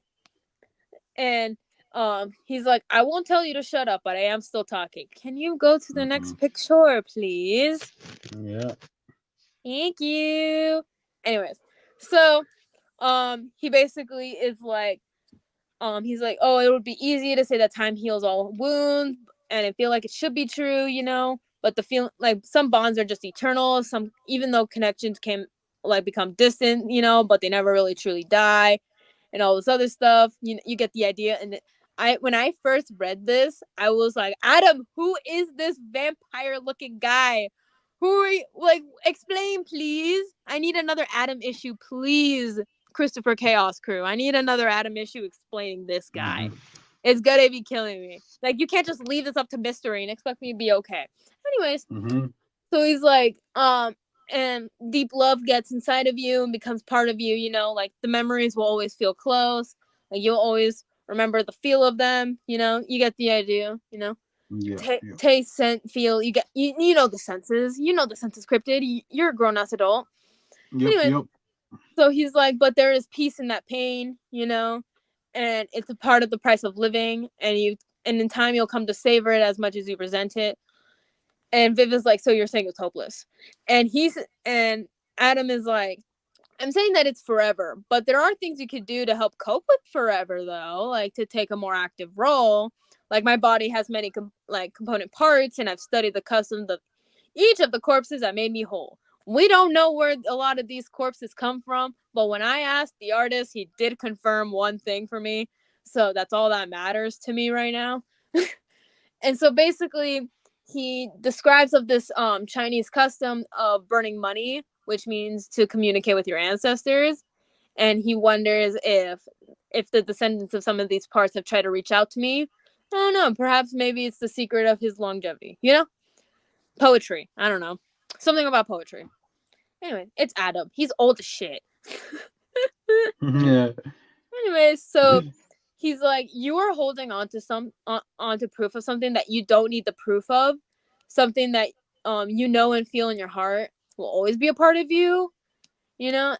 Like, and all that other stuff. And he basically grabs like this little dish thing and a thing of matches, and starts to hand it to Viv, and she's like, so you think I should burn it? And Adam's like, I think we do what we can do to move forward.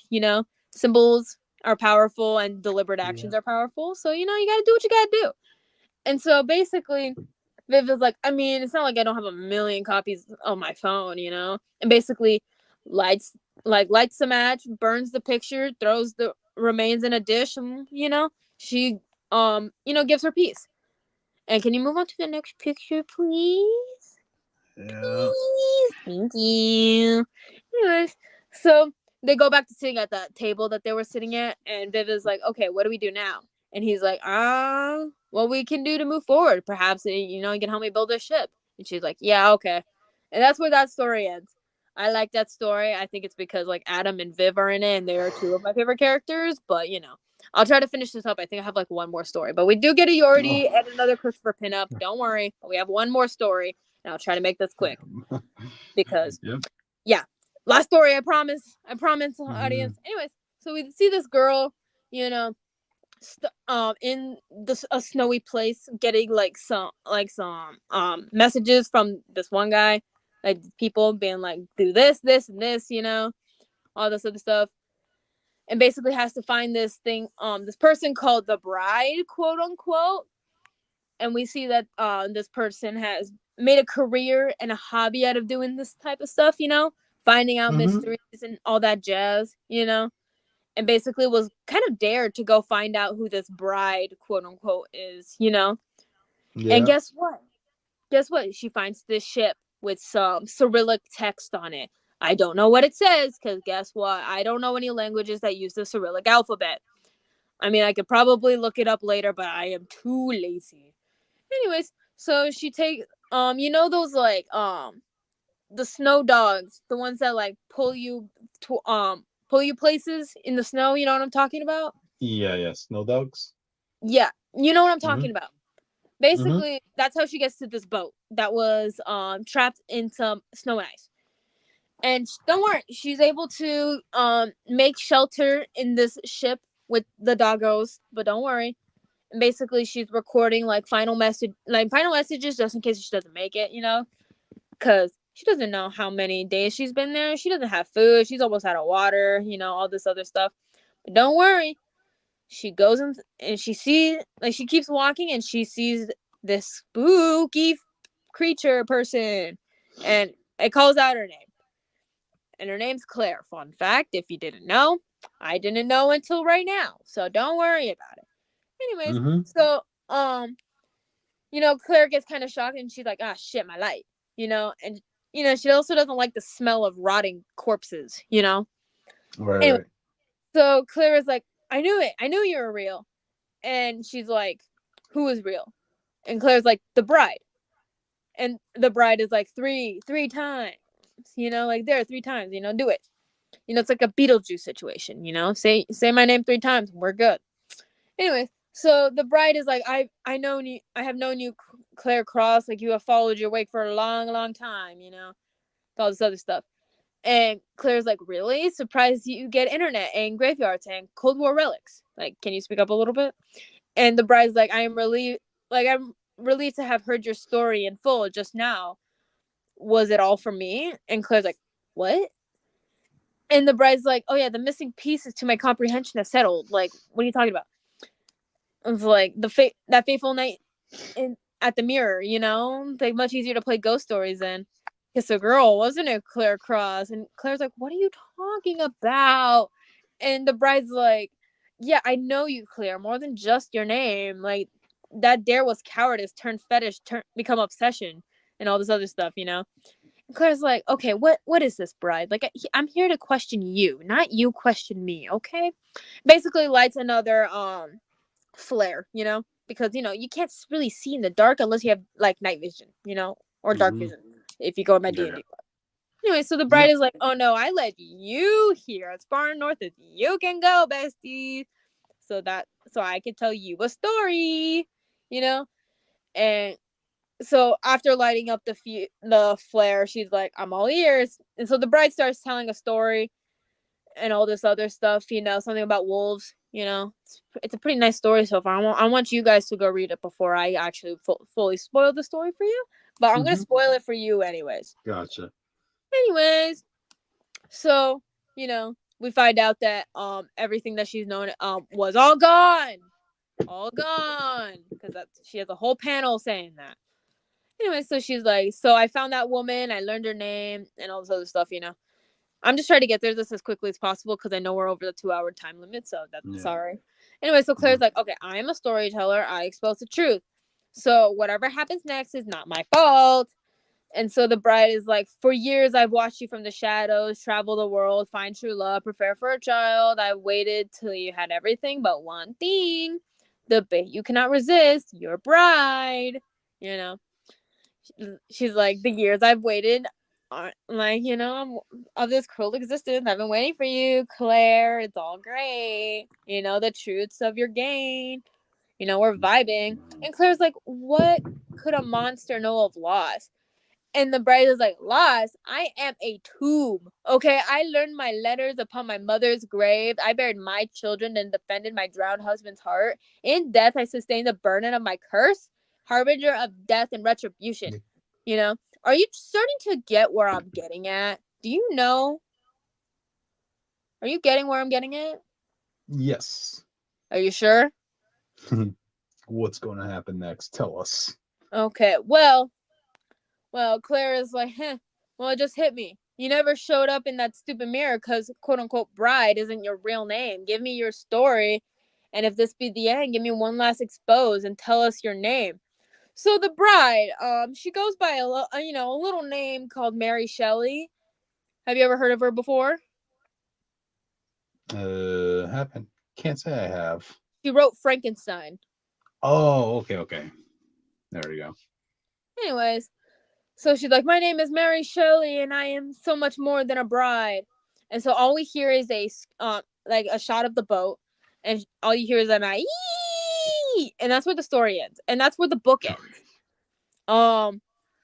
Yeah. So we don't know where that's gonna go. So fun fact, I don't. Obviously, I don't think Mary Shelley had anything to do with Adam Frankenstein's existence in this universe, but who knows? I could be wrong. I don't know. We'll see.